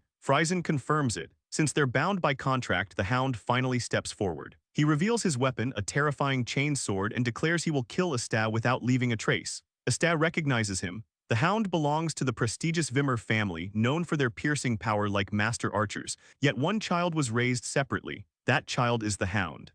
The Hound is a guy who acts like a real hunting dog on the front lines of a hunt. Just then, Astar asks him why he's sticking around trash like Friesen. The Hound is shocked to hear that family's name in Astar's mouth, and he asks if he even knows who they are. Astar ignores him and repeats the same question. At this point, the Hound thinks the fear of death has driven Astar insane. He demands to know what Astar plans to do with that information, but Astar just keeps asking the same thing. Agitated, the Hound angrily throws his weapon at Astar, but Astar dodges it and repeats the question again. Meanwhile, he keeps walking forward. The Hound believes he can finish him before he gets close. He plans to use a retrieval spell on his weapon to catch Astar off guard, but to his utter shock, Astar catches the weapon just as he's about to reach him. Now face to face, Astar tells him he has raised dogs before and they get agitated when the same sound is repeated. The Hound is furious. He can't believe Astar is comparing him to a dog. However, Astar calmly tells him that he's not comparing him, he's describing him exactly as he is. Before the Hound understands what's happening, Astar strikes him with his own weapon. Fear grips Friesen as he watches this unfold. He screams at the Hound, reminding him he can't lose to some unknown brat. But the Hound is already under Astar's thumb. Before he can react again, Astar delivers a body-shattering punch that finishes him off, leaving Friesen in complete shock. Once he's done with the Hound, Astar turns to Friesen and mocks him, asking if he's still hiding behind someone else just like he always does. Friesen is furious and pulls out a demonic device. But before he can activate it, Astar relieves him of his hand. Friesen screams as blood gushes from the severed limb. In that moment, he realizes he's finished and starts screaming at Astar to stay away. Desperate, Friesen resorts to threats. He tells Astar that if he kills him, he won't be able to stop the demonic realm. Friesen reminds him that his comrades will die in that realm if it remains active, but Astar's reply leaves him stunned. He says he's willing to wait for the demonic realm to consume everyone. He tells Friesen to enjoy the show because he's next. That's when Friesen realizes he's facing a psycho. Friesen can't believe Astar doesn't care about the demonic realm at all. He's even willing to let his friends die. Because of that, Friesen starts wondering if Astar is even human. He reminds Astar again that everyone will die if he doesn't stop the demonic realm,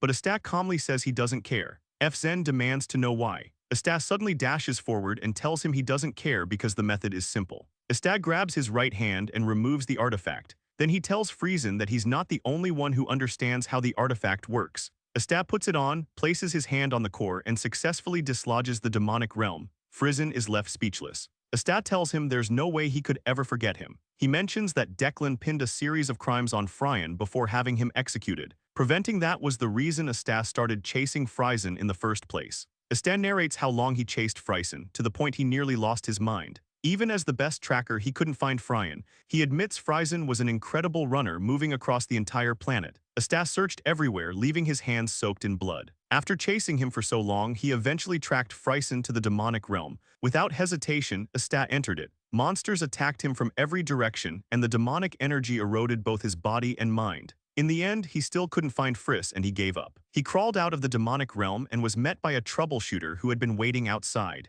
The man said he had news but was too afraid to enter the demonic realm to deliver it, so he waited until Astar came out. The news was about Friesen. He was dead. Apparently, Declan had captured him and squeezed out every detail about forbidden magic and the artifact. Astar talks about how empty he felt after hearing that. He sat in front of the demonic realm for days, just staring at the sky. After listening to this story, Friesen says he has no idea what Astar is talking about because he's just an attendant. Astar ignores him, noticing he's bleeding too much. He quickly opens a potion and forces it down his throat, telling him he can't die yet because he still has to hear the end of the story. Deep down, Friesen is searching for an escape route since Astar just gave him a slim chance to survive. Astar continues. He talks about seeing a wyvern flying freely in the sky. That's when he realized he had become hollow, just venting his emotions. Because of that, he erased the idea of revenge from his mind. But fate had other plans. He ran into Friesen again. Friesen is still thinking of escape when Astar suddenly dashes forward and slams his head into the ground. Astar looks terrifying as he tells Friesen he researched everything about the demonic realm and Friesen's experiments, all for the day they would finally meet. He documented how his comrades died. And because of that, he plans to take his time recreating every ounce of pain inside Friesen's body. Tears and sweat stream down Frizen's face as he realizes Asta is going to enjoy what he's about to do. 2 hours later, Jara finally breaks into the testing grounds. She screams at the attendants to find the students immediately. She's furious that ancient magic took her 2 hours to break, and she refuses to lose even one student. Just then, an assistant runs up and shows her the system's core. Everything has been restored to normal and all spells have been removed. Jara orders them to prioritize rescuing the students over catching the intruder. She also forbids any announcements since they don't know how the intruder might react. Soon, every student is accounted for. Jara is utterly confused. They were under attack for over 2 hours, yet not a single student died. Then Perun contacts her saying he has gained access to the internal control room. He shows her what he found.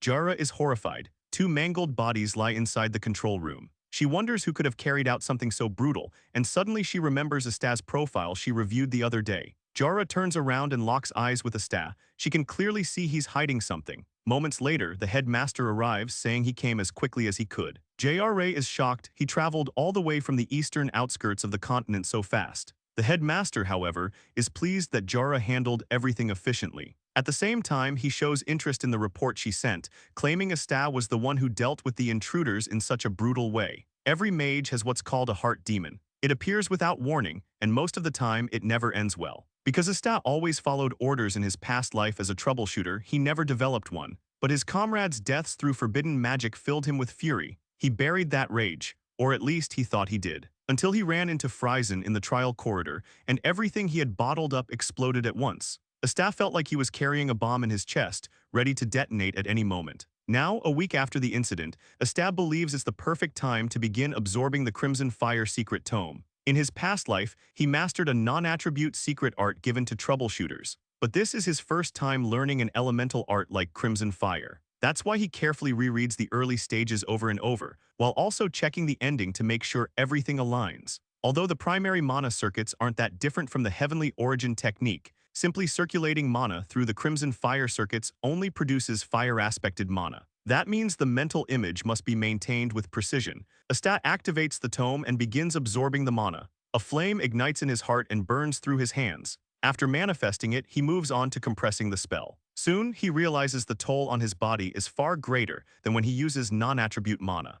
In the end, he is about to successfully absorb a portion of it, and Asta feels he is now one step closer to Farron. He's glad he has finally added the fire attribute to his basic art. Just as he finishes and begins thinking about his next move, he senses an overwhelming presence outside the building. Without a doubt, someone is calling him out. Asta doesn't hesitate. He steps outside, and to his surprise, it's the old dwarf, the headmaster. The headmaster mentions that he finally understands why Jara was suspicious, because Asta handled the fire mana flawlessly. He admits Asta is something else. Asta casually calls him principal, but the old man corrects him, suggesting he use headmaster instead. Suddenly, the headmaster releases an enormous aura. The pressure surges and Asta begins to question what's happening. But he is a former troubleshooter, fear is not his domain. He stands his ground. The headmaster finally speaks, saying he is the highest authority in the academy and deserves proper respect and greetings. Asta immediately bows deeply and greets him at the top of his voice. The headmaster tells him to lower his voice. He explains that Asta can shout all he wants, but no one will hear him because he has already blocked the surrounding sound. Asta is surprised and impressed. He had tried to draw attention, but the headmaster was already ahead of him. Asta then asks why he came. The headmaster says he has questions and the answers will decide everything. As the headmaster sits down, an immense pressure is released, forcing Asta to his knees. He tells Asta that Jara believes he is hiding something, and he is curious about what that might be. Asta is stunned by the sheer power. He can't believe this is the same man who struggled to deliver a straight speech in the Grand Hall. He has no choice but to admit the headmaster is a monster in his own right. Still, Asta doesn't think he compares to Declan. Using that thought, Asta finds a gap in the headmaster's mana flow and cuts through it. Once freed from the pressure, he calmly tells the headmaster he knows this visit is about the trial corridor incident. The headmaster is surprised Asta isn't trying to deny it. Asta replies that it isn't worth hiding. He would have preferred it to stay secret, but it's far too significant to conceal. He asks the headmaster what he wants to know. Asta is confused by the way the headmaster moves, one moment stern, the next smiling. The headmaster says he will ask questions and Asta may answer what he can. After all, it's better than beating him up. With that understanding, Asta sits down to listen. Before the questioning begins, Asta uses a parable. He talks about a wyvern being preyed upon, drawing the headmaster's full attention. The headmaster compares their situation to a battlefield and tells Asta to treat him as a senior or he'll knock him out. Asta obediently bows and calls him senior. The headmaster praises his obedience. Now aligned, the headmaster unleashes a furious aura and asks why Asta left the intruders in such a brutal state. Asta is surprised to realize the anger isn't directed at him, but at the intruders. He asks what the headmaster plans to do. The headmaster replies that he will crush the intruders and their sponsors. He assures Asta the emperor will approve. He also plans to gather his old comrades. When Asta hears that, he understands he's referring to the war mages and knights who once fought beside him. These are no ordinary forces. Asta says everything traces back to Declan, but the headmaster sees through the excuse immediately. Asta can't help but admire how sharp he is. It would have been convenient to pin it all on Declan. Finally, Asta admits the true culprit is Vihimmer. The headmaster asks if both intruders are from the Vihimmer family. Asta replies that one of them is Frizen, a Magitech engineer. The headmaster demands material evidence. Asta teases him, asking if he expects to be spoon-fed everything. The headmaster is stunned by Asta's insolence. He asks how Asta even knows about Vihimmer and Frizen. Asta calmly explains everything, carefully avoiding any mention of regression or the grimoire. Even so, he can sense just how furious the headmaster truly is. After venting, the headmaster says he gets the feeling Asta wants to build a tower. He tells him he's willing to fill the entire first-floor shelves with books for him. Asta is pleased and thanks him. The headmaster then adds that he will grant him the admission ticket if Asta does him a favor in return. The moment Asta hears that, he realizes he might be stepping into trouble. The headmaster notices his concern and tells him to relax. The favor can wait. He shifts the topic to the artifact that constructs the demonic realm. It may be dangerous, but its spatial severance ability would be extremely useful for the library Asta wants to build. Asta can't deny that. The artifact would be invaluable, especially since even academy professors struggled to break through it. It could serve as the perfect defense for his tower. The only issue is that Asta lacks deep knowledge in Magitech. The headmaster tells him to consult Jara. He assures Asta he will put in a good word since she's someone he trusts. However, unlike him, Jara will likely be very interested in Asta's identity. To prepare for that, the headmaster creates a cover story. The next day, Asta is studying when Damian and Chenbi arrive. He's shocked at how much weight they've gained in just 1 week. He also notices the other students have grown closer to them. Chenbi explains that everyone is grateful because of the bracelet information Asta provided in the trial corridor. They even received elixirs as gifts, and their parents showed support as well. Chenbi thanks Asta, but Asta says there's no need. Chenbi convinced the students on his own. The change was his doing. Asta then asks what Damian did in the trial corridor. Chenbi replies that Damian bound a golem using plant-type magic and put it to work. He controlled multiple golems and named them Cerberus 1 through 3. Just as Chenbi sits down for a proper conversation, Jara appears and orders Asta to come to her office immediately. When Asta arrives, Jara asks if he knows why he was summoned. He calmly says he doubts it's for counseling. Jara confirms she has heard the story. The headmaster told her Asta is the descendant of an old war mage. She also knows Vihimmer is behind the incident. Asta agrees and calls them all trash, including Declan. He's impressed the headmaster arranged everything so quickly. Instead of exposing Blandor under a false identity, the story now paints him as a wandering descendant of a war mage with a grudge against Declan and Vihimmer. It aligns perfectly with Asta's true objective. Jara admits there are loopholes, but since the headmaster already spoke to her, she won't dig further. She assures Asta she will cover everything up because she believes he is not a threat to the academy. Suddenly, Asta lightens the mood by glancing at Jara's figure and casually remarking that she's much older than him. Jara flares up at first, then forces herself to calm down. She chooses to take it as a compliment and accepts it gracefully. She then praises Asta, saying it was thanks to him that the students in the corridor were preserved. Asta brings up his plan to establish a library and asks for her support in the form of publications. Jara immediately agrees, and Asta lets out a quiet sigh of relief. With this, he has secured the 3 academic ties he needed. Jara then shifts to the main issue, the artifact. Researching it could take a long time and there are risks involved. Still, she says they can always destroy it if necessary. Her real concern is that others may try to seize the gauntlet, especially the forbidden magic cabal known as Salvadium. Asta has never heard of them. Jara explains that Salvadium is a union of those who have mastered forbidden magic. They may operate differently, but they share one goal: to recreate the demonic realm. She is certain Frizen is connected to them, since he was the first to bring that nightmare into reality.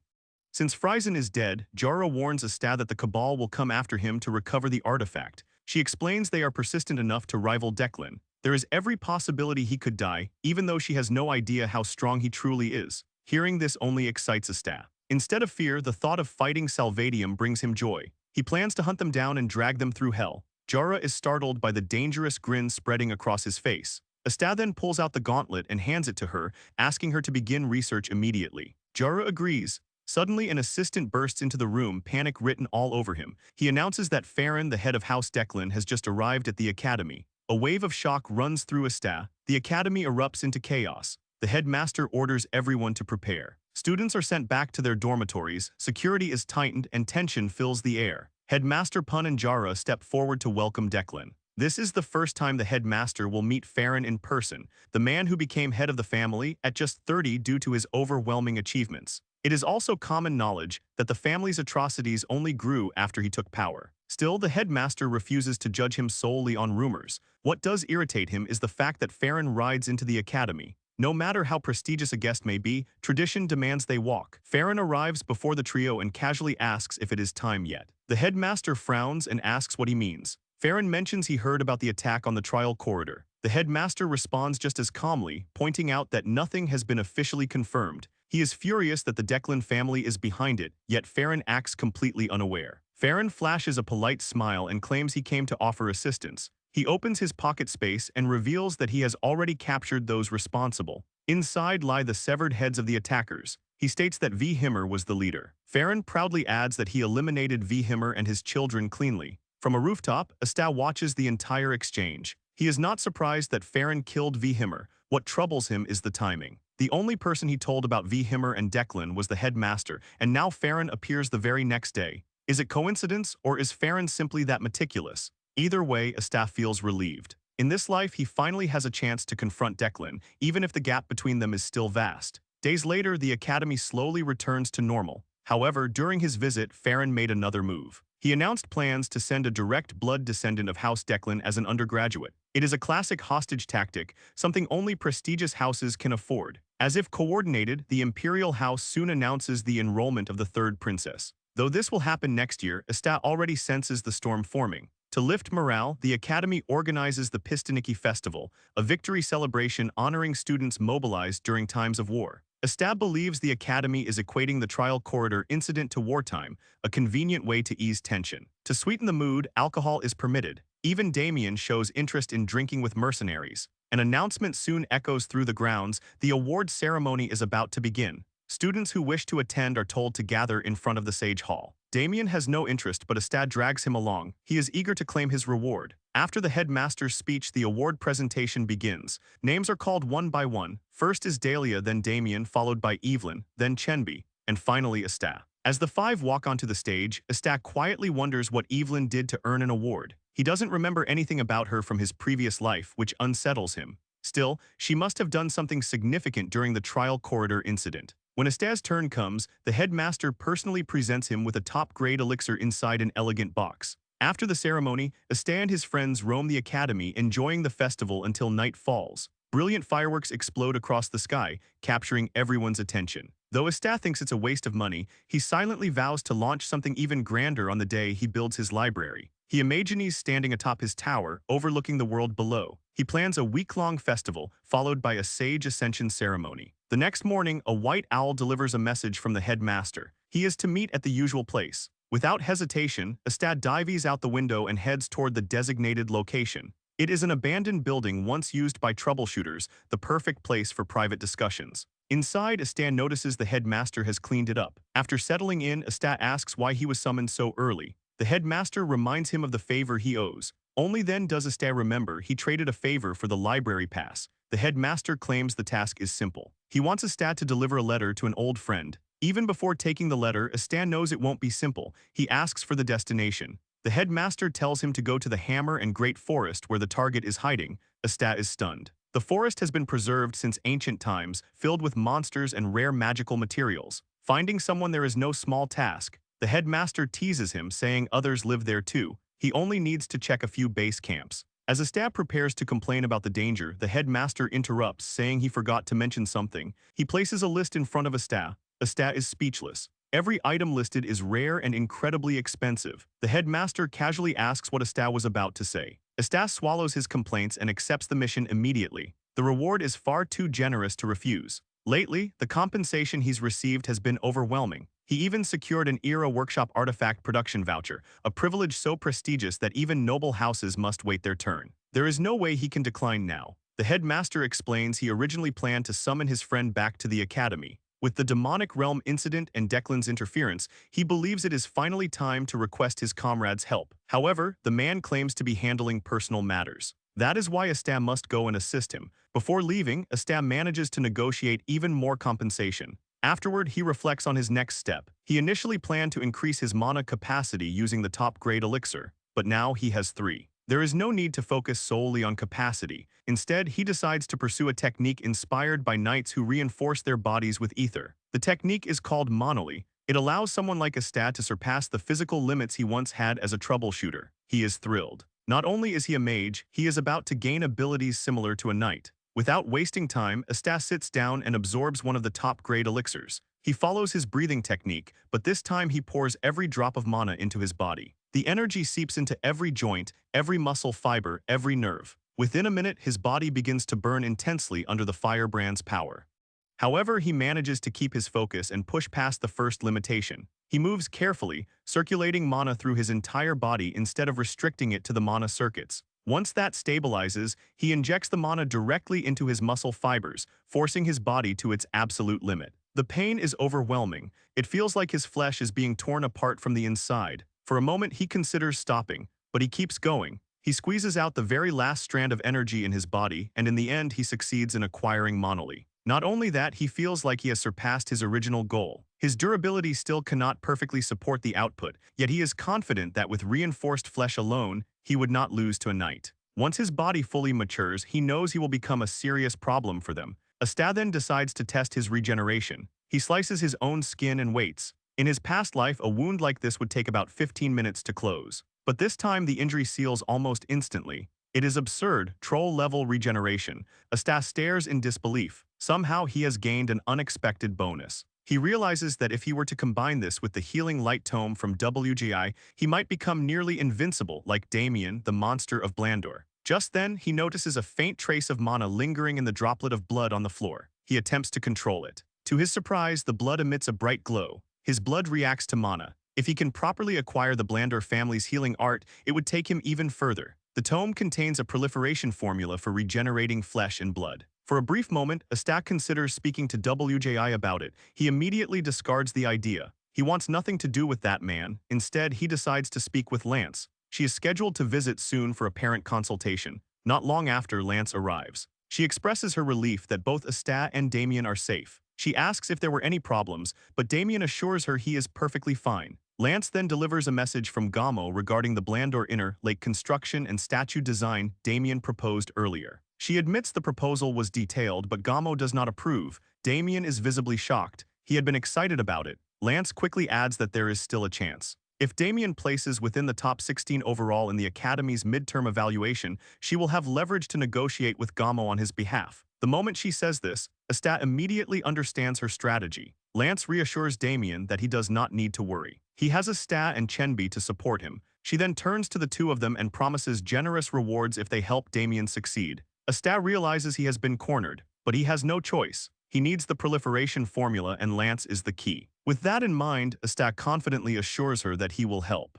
Later, after Lance leaves, Asta asks how much basic magic theory Damian actually knows. Damian stares at him blankly as if he does not even understand what those words mean. So Asta asks him to bring out his notes and textbooks. Damian casually drops every single book in his room right in front of them. The moment they see the pile, both Chenbi and Asta think the same thing. This is pure, unadulterated hell. Chenbi hesitantly asks if Damian at least finished the assignments their professor gave them. Damian confidently says that he finished them all. Chenbi lets out a sigh of relief, but Asta is suspicious. He flips through the assignments only to find random graffiti everywhere, along with dramatic words like blood, sweat, and tears scribbled across the pages. Asta realizes that the only saving grace Damian has is that he is not completely terrible at the general electives like culture and history, probably because of all the tutoring he received growing up as a noble. Still, Asta lacks the confidence to teach Damian. Confidence to beat Damian into a pulp, however, that he definitely has. Just then, someone approaches them. Asta looks up and asks what Purian wants. The boy immediately corrects him, saying his name is Furian. Furian then calmly says that he might be able to help them. Asta narrows his eyes suspiciously. Furian tells them not to look so skeptical and pulls out a paper. Chenbi recognizes it instantly. Furian proudly explains that it is a complete collection of the Academy's past exam papers from the last 10 years. Not only that, it also includes a compilation of every professor's exam patterns. He even organized everything neatly. With a smug smile, Furion asks if that is not enough to earn their respect. Chenbi quickly reads through the material and says there might actually be a chance. Astea, however, still does not like a single thing about Furion, especially after what he did during the trial. Even so, he has no choice but to admit that the material is good. As much as he wants to punch Furion in the face, he holds himself back. Furion then reveals that he has a condition. Astea briefly wonders if he should just hit him anyway. Furion asks for help with interpersonal combat training after the midterm exams. The moment Astea hears that Furion is voluntarily asking to get beaten up, he immediately agrees. He even asks if they should head to the training hall right now. Furion quickly clarifies that he is not the one who needs help, it is someone else.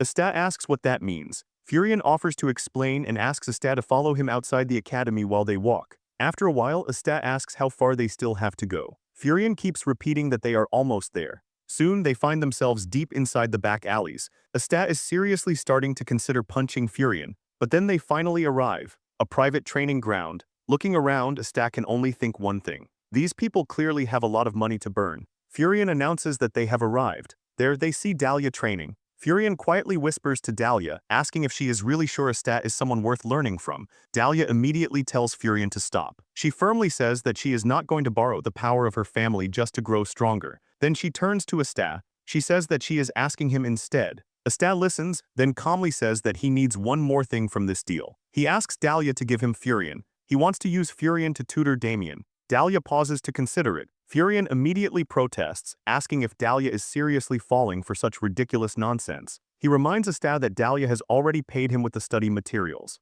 Astea admits that she did pay him, but he calmly explains that she still has not settled the debt for framing Chenbi during the trial. After a moment, Dahlia accepts the deal. Furion is outraged. He asks why Dahlia is deciding his fate. He refuses, proudly declaring that he is a member of the great house of Dinai. Astea coldly responds, calling him Mr. Proud Bloodline. He says he needs a punching bag and Furion looks sturdier than Exter. Furion instantly understands the threat. Without another word, he quickly turns around and says he needs to prepare for the exams. Then he leaves. Astea sighs in relief. He turns back to Dahlia and says he is ready to do his job since the payment has been received. He asks if she wants him to teach her interpersonal combat. Dahlia simply nods. Meanwhile, in a luxurious restaurant, Evelyn says that there is no turning back now. She asks if the man sitting across from her is truly sure about this. The man remains silent while Evelyn continues eating. Evelyn sighs and says she worries that he is pushing himself too hard. D-Bay sits across from her, staring quietly as a bead of cold sweat rolls down his cheek.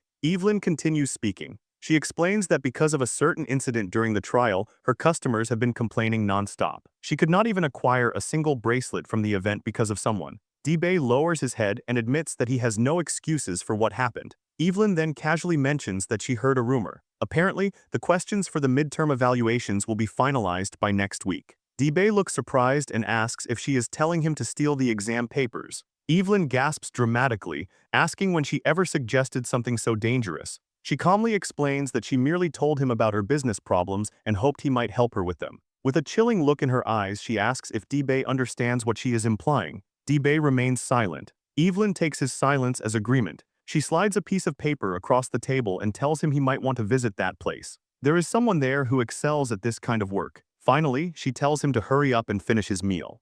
Back at Dahlia's training center, Astea wonders why Dahlia, of all people, wants him to teach her. In his past life, he would have beaten the daylight out of her just for suggesting something this ridiculous. That is how deep the bad blood between them ran. If it were not for her reinforcements, he would have killed her dozens of times over. Still, once she became the representative mage of House Dinai, they no longer had many reasons to cross paths. Putting their past grudges aside and calculating the odds, Astea realizes that raising Dahlia's strength could actually be profitable. Even though he is not entirely sure why, Dahlia eventually managed to keep the Declan family in check in the future. That alone makes him wonder if he should pull that timeline a little closer. And besides, if he does not take this chance now, he might never get another opportunity to gleefully beat the crap out of her. So Astea asks her what she thinks is the most critical factor in interpersonal combat. Dahlia admits she is not sure. She simply says she wants to learn the moves he used against Exter. Astea raises an eyebrow and asks if she seriously expects him to teach her his style. He explains that she needs to find a method that fits her instead.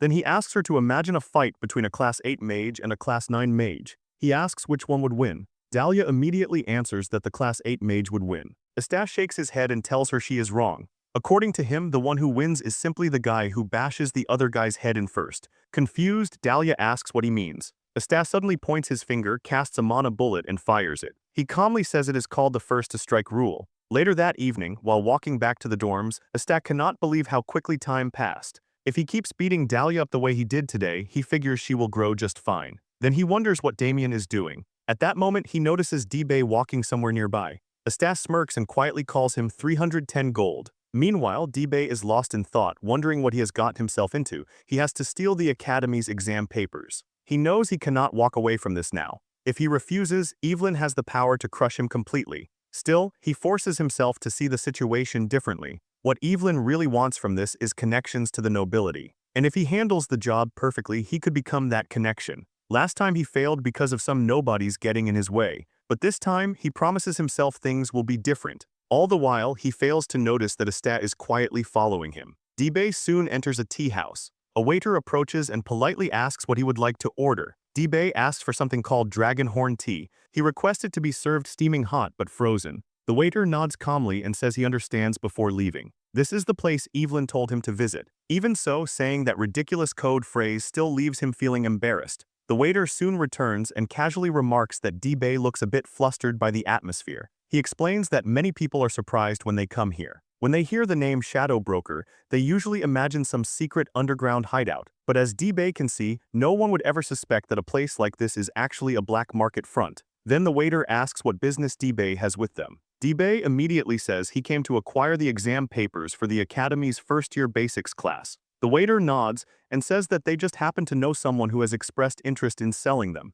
He asks which department D-Bay is aiming for. D-Bay answers that it is for the magic department. The waiter explains that they have already arranged to meet the seller next weekend. Then he asks if D-Bay would like to come along to acquire the goods. D-Bay briefly wonders if the waiter is trying to memorize his face. Still, he puts on a confident expression and says that verifying sellers and reviewing the quality of goods is basic merchant practice, so it would be best if they go together. In truth, he simply knows he has nowhere left to retreat. The waiter smiles and says that is an excellent choice. He gives D-Bay the location and time, reminding him to memorize it clearly and not write it down anywhere. Watching all of this from the shadows, Astat immediately thinks the situation reeks of a trap. A seller for exam papers just happens to appear the moment a buyer shows up, and they did not even discuss the price. So Astat decides he will verify everything himself. Thanks to the robe he got from House Declan, doing that will be much easier. He even wonders if he should rob whoever happens to have the most money while he is at it. After D-Bay leaves the tea house, the waiter quietly thinks to himself that he will need to leave Hazen once this job is finished.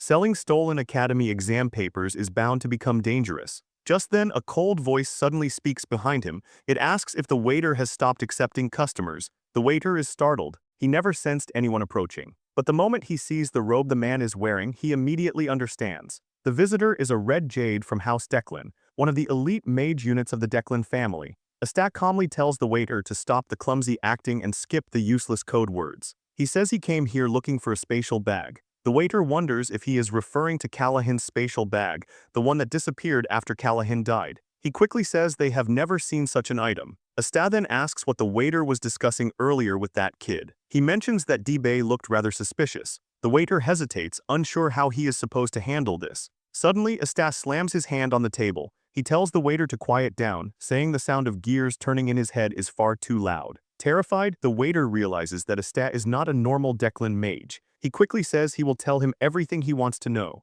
He explains that the matter has nothing to do with House Declan at all. Astat calmly replies that he will listen and judge for himself. Just as the waiter is about to explain, Astat interrupts. He says they can talk while heading to the warehouse. Confused, the waiter asks why they need to go to the warehouse. Astat casually responds that he should inspect the warehouse personally. Then he slowly asks if the waiter is hiding something there, noticing the hesitation in his reaction. While walking down the street, the waiter keeps asking if this is really necessary. Astat calmly replies that nothing will happen if they are truly innocent, and as long as the waiter's confession has nothing to do with House Declan, it will remain a secret forever. The waiter sighs and finally explains. The job was commissioned by Evelyn, the daughter of the Goldran merchant group. He himself is nothing more than a middleman hired to carry out the deal. He suspects Evelyn's real plan is to create a black market for grades within the Academy. Exter recalls that rumors about Evelyn are already widespread throughout the Academy. Her conduct is exemplary, her social relationships perfectly harmonious. She appears to be a model student, all while secretly pulling strings like this behind the scenes. The thought leaves Astas sick with jealousy. He is stuck doing tutoring work he never asked for while others are making easy money. Soon, they arrive at the warehouse. As the door opens, Astas looks around and comments that there are quite a lot of goods inside. Nothing immediately looks out of place, but he says he still needs to verify everything just in case. Then Astas asks the waiter to prepare 2 subspace pockets because he plans to confiscate a few suspicious items. The waiter silently curses Astas in his head. Meanwhile, back at the academy, Damian tells Chenbi that there are many parts of the formula he could remove, and the spell would still work perfectly fine. He says this while casually casting the spell. Chenbi immediately facepalms and asks how Damian plans to maintain the magic if he removes the stabilization formula. As the two argue, Furion watches them and thinks this place is absolute hell. Damian is clearly a genius, but he completely lacks common sense. What Damian is doing should be computationally impossible, and yet he manifests the magic with ease. Furion decides to endure it for now since Astas is currently teaching Dahlia. Still, he cannot help wondering if Dahlia is going to end up corrupted as well. Just then, Dahlia arrives beside them. Her entire face is wrapped in bandages. The sight instantly fills Furion with rage, and just like that, a week passes. Chenbi, with heavy bags under his eyes, asks if the section Furion graded is also completely correct. Furion nods, looking just as exhausted. Damian has completely aced their test. Damian celebrates loudly, saying that now he finally has blood, sweat, and tears. Even though the test only contained basic questions, it is still a massive improvement. Furion feels satisfied that he has fulfilled his duty. Now he can only hope that Astas has done the same. Meanwhile, Astas sits on top of a rooftop, quietly spying on Dibei. Dibei walks through the streets suspiciously while carrying several documents. Astas originally wanted to intervene when Dibei met the seller, but he chose not to. Even though he would love to beat up both Evelyn and Dibei, that is not part of the plan. There will definitely be people willing to buy those exam papers. Astas pulls out a white orb and mutters that it is showtime. Dibei hands the documents over, saying that everything requested is inside. A hooded man carefully examines them. He notes that the paper quality, the official seal, and the mana pattern embedded within all prove that the documents truly come from the academy. Evelyn smiles and says that Dibei seems to have brought the real thing. She promises that she will continue giving Dibei opportunities, just as she said she would. She also offers her support to the Fingrove merchant group. She even says she will make sure everyone knows that this success is all thanks to Dibei. Dibei becomes excited, thinking that his family will no longer be able to ignore him. Evelyn calmly tells him they will contact him once everything has been reviewed. After Dibei leaves, the smile on Evelyn's face twists into something cold. She calls him a complete moron. Then she asks if the operation is proceeding smoothly. The hooded figure replies that within a few days, every incident Evelyn has been involved in will have the name Dibei and the Fingrove merchant group substituted in her place. Evelyn tells them not to make any mistakes. With a pleasant smile, she suggests they should celebrate their future success with a meal before leaving. Watching everything from the shadows, Astas mutters that he knew she was a bad apple, but she is rotten to the core. He quietly enters the room, planning to ruin Evelyn's scheme and set her straight. He has already recorded their entire conversation using the crystal ball. However, using it immediately would feel like a waste. Then a bright idea suddenly strikes him. Astas pulls out a sheet of paper and begins writing something. As he writes, he realizes his skills have not grown rusty after all. In the past, he forged handwriting all the time. He never expected that skill to become useful again after so long. After stamping the letter, he looks at it proudly. Meanwhile, back in Dahlia's dorm room, Dahlia quietly repeats Astas' words to herself. Strike first to win. In other words, the magic with the fastest activation speed wins the fight. Even a genius dies if their head gets smashed in first. It seems Dahlia has been completely corrupted by Astas' ideology.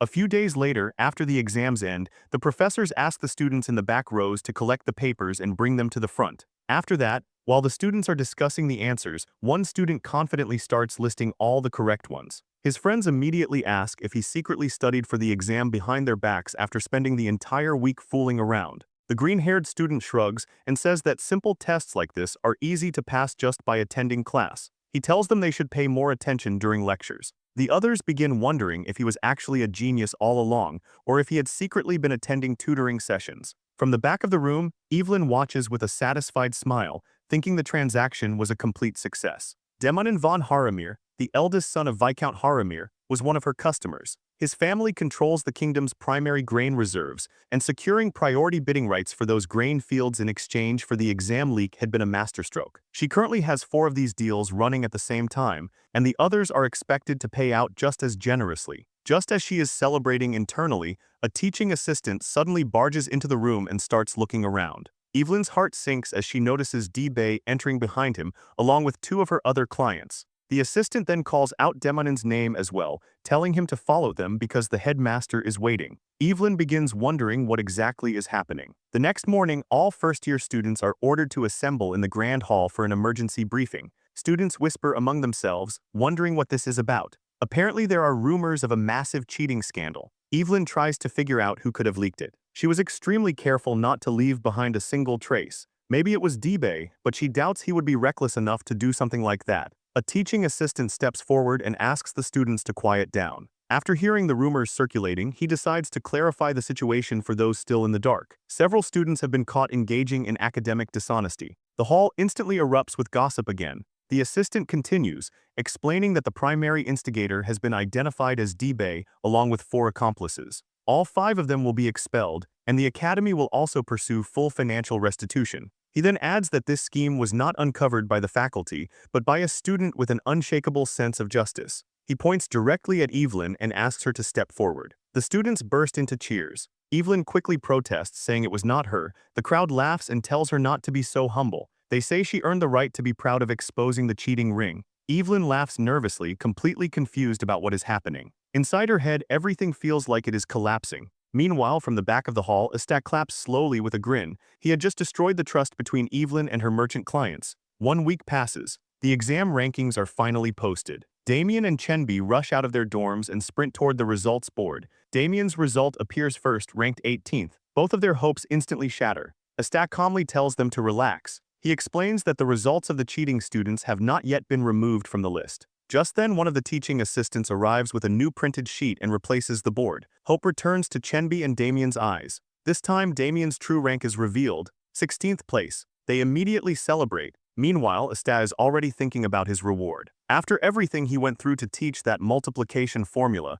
he definitely deserves it. Chenbi calls out to him and says that Exter might actually have a real talent for teaching. After graduation, Chenbi says he wants to stay at the academy for advanced classes and apply for a teaching assistant position. Exter immediately tells him to shut up. He reminds Chenbi that a teaching assistant was literally involved in the cheating ring. Those assistants are so broke that one of them sold the exam key just to survive. Besides, it takes 3 to 4 years just to become a teaching assistant. Exter asks if Chenbi truly wants to devote his life to teaching. Chenbi says it actually seems fulfilling in its own way. He asks Exter if he thinks he has what it takes. Exter says there is another way to teach people. He explains that if Chenbi becomes an archmage, he could teach anyone as ruthlessly as he wants. It is obviously a massive dream, but Exter thinks it would be a complete waste for Chenbi to become just another teaching assistant. Deep down, Exter also hopes Chenbi becomes an archmage. That way he can collect interest on the life Chenbi once saved. Later that evening, a troubleshooter arrives at a bar where a hooded figure is already waiting. The troubleshooter greets him as Kellogg and asks if he still enjoys hanging around in damp holes like this. Kellogg smirks and replies that it is rich coming from someone who spends his entire life digging through dirt. The troubleshooter says he needs Kellogg's help. Kellogg casually asks if he wants him to sneak into the academy or something. The troubleshooter shakes his head and says that ancient ruins have just been unearthed in the Hamelin Great Forest. Kellogg's grin widens instantly. He mutters that this is going to be a massive pain in the neck. A few days later, Exter and the others meet Lance to collect their rewards. Exter immediately asks for a multiplication array. Lance replies that it is no problem at all and promises to give him one of their most prestigious arrays. Exter did not expect her to be this generous, but he certainly is not complaining. Lance then turns to Chenbi and says she took the liberty of looking into his background. She is aware of his family's current financial difficulties. Chenbi replies that things have actually been improving recently. Lance explains that the Blando family could resolve those problems entirely. They are even willing to provide a far better living environment for his family if he wishes. Chenbi is stunned by the offer. He thanks her sincerely, but politely declines. Lance asks him not to see it as charity or repayment. Chenbi says he would rather remain Damian's friend without any conditions attached. Lance looks genuinely surprised. Meanwhile, Exter quietly thinks the entire situation is making him look like a scumbag. Chenbi then asks if he could request something else instead. Lance nods and tells him to go ahead. Chenbi asks if he could study magic under the Blando household so he can broaden his horizons. Lance asks if that is truly enough. Chenbi smiles and says it is more than enough. When Madame Gamo hears about Chenbi's decision, she is visibly surprised and asks if the story is true. She says her son seems to have found himself a true companion. As a gesture of gratitude, she officially declares House Blando as Chenbi's primary sponsor. When Chenbi sees the notice, his hands start trembling, then he begins crying. With the midterm exams finally over, most students feel satisfied with the outcome. Weeks pass. Then Jera announces that the academy will begin the combat readiness protocol. She explains that all basic classes for first-year students will be suspended. From now on,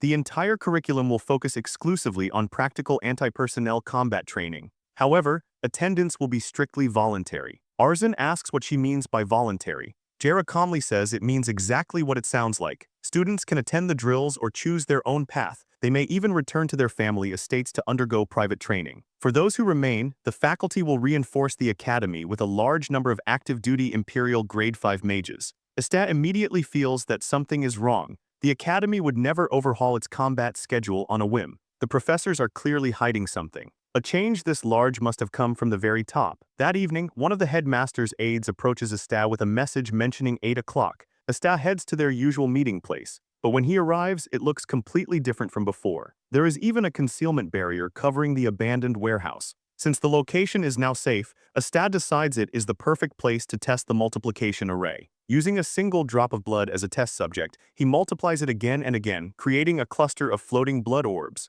Even so, the output still feels too low for his liking. Just then, the headmaster's voice appears behind him, asking what Estat is cooking up this time. Estat glances back and says the headmaster arrived earlier than expected. The headmaster replies that he can feel Estat's mana vibrating inside the floating blood orbs. He asks if Estat can cast spells through them. Estat confirms it and says the blood orbs are extremely versatile. The headmaster becomes excited and starts firing questions. Can Estat store raw mana inside them and use them as remote casting points? What is the maximum range? What is the effective distance? And most importantly, how did he even discover this method?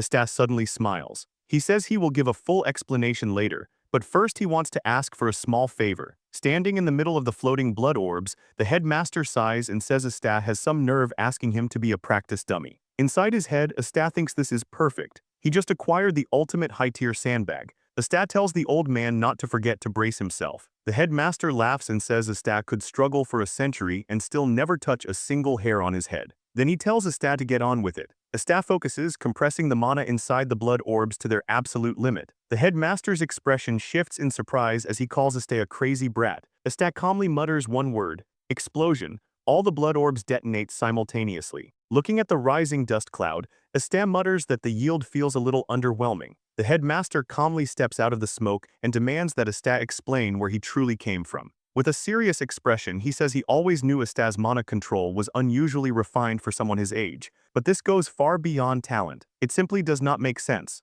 Estat thinks for a moment, then casually replies that he is just an average everyday student. The headmaster snorts and says Estat's definition of average is completely broken. He admits the logic behind the spell feels entirely alien to him. Then he suddenly asks where the blood orbs disappeared to. Estat replies that they are right here in his hand. Then he flicks the headmaster. Later, sitting inside with a bump on his head, Estat asks what urgent matter the headmaster wanted to discuss. The headmaster finally reveals that it is related to the forest incident. He hands Estat a strange orb and asks him to take a look at it. Estat glances at the object. The moment he sees what is inside, he freezes in shock. The Hamon Great Forest is a jungle preserved since ancient times, a place teeming with all kinds of monsters. Yet humans, being adaptive creatures, continue to live there as well. Especially mercenaries skilled enough to operate in the Great Forest. They are considered the elite of the elite. However, seeing these mercenaries trembling in fear like this is something new, but it is only natural when they are facing the undead, and not just any ordinary undead. The headmaster explains that ordinary undead move by the lingering life in the flesh. Estat continues, saying that these undead seem to be moving by the soul, naturally occurring undead. Estat asks if that means there are ancient ruins in the Great Forest. The headmaster utters a single word: death rose. A monstrosity that refers to the most impure of all impure beings. As the death rose sealed in the ancient ruins becomes unsealed, wraiths begin crawling out. He says the situation is urgent, but his disciples have nothing that can be mobilized for this. At the latest, they must depart within 2 days. The headmaster asks what Estat will do, assuring him that he will not take back Estat's reward even if he refuses. And even if Estat goes, the headmaster has nothing else he can offer him. He says it is entirely up to Estat to decide. This is not a matter that can be tempted by material rewards, since Estat's life would be on the line. Estat says he is ready to go without hesitation. Asta then asks if the headmaster is not worried about his friend, saying it seems like the headmaster would not budge even if it killed him. Asta says it may look like that, but he is not trash who would bargain with someone else's life. The headmaster is touched by Asta's response. Although he said all that, the real reason Asta wants to go is because he has no choice. The magic circles in his chest seem to react to it, and it feels like the ancient forest holds what he is searching for. Later, the headmaster gives him a warp ticket. Asta can use it to pass the gate without delay. Along with it, he gives him a robe artifact imbued with protective magic. Asta asks what that old man will have left if he keeps giving him so many things. The headmaster tells Asta to stop spouting useless nonsense. He says that if you only prepare when something goes wrong, then it is already too late. Finally, the headmaster gives him one more item,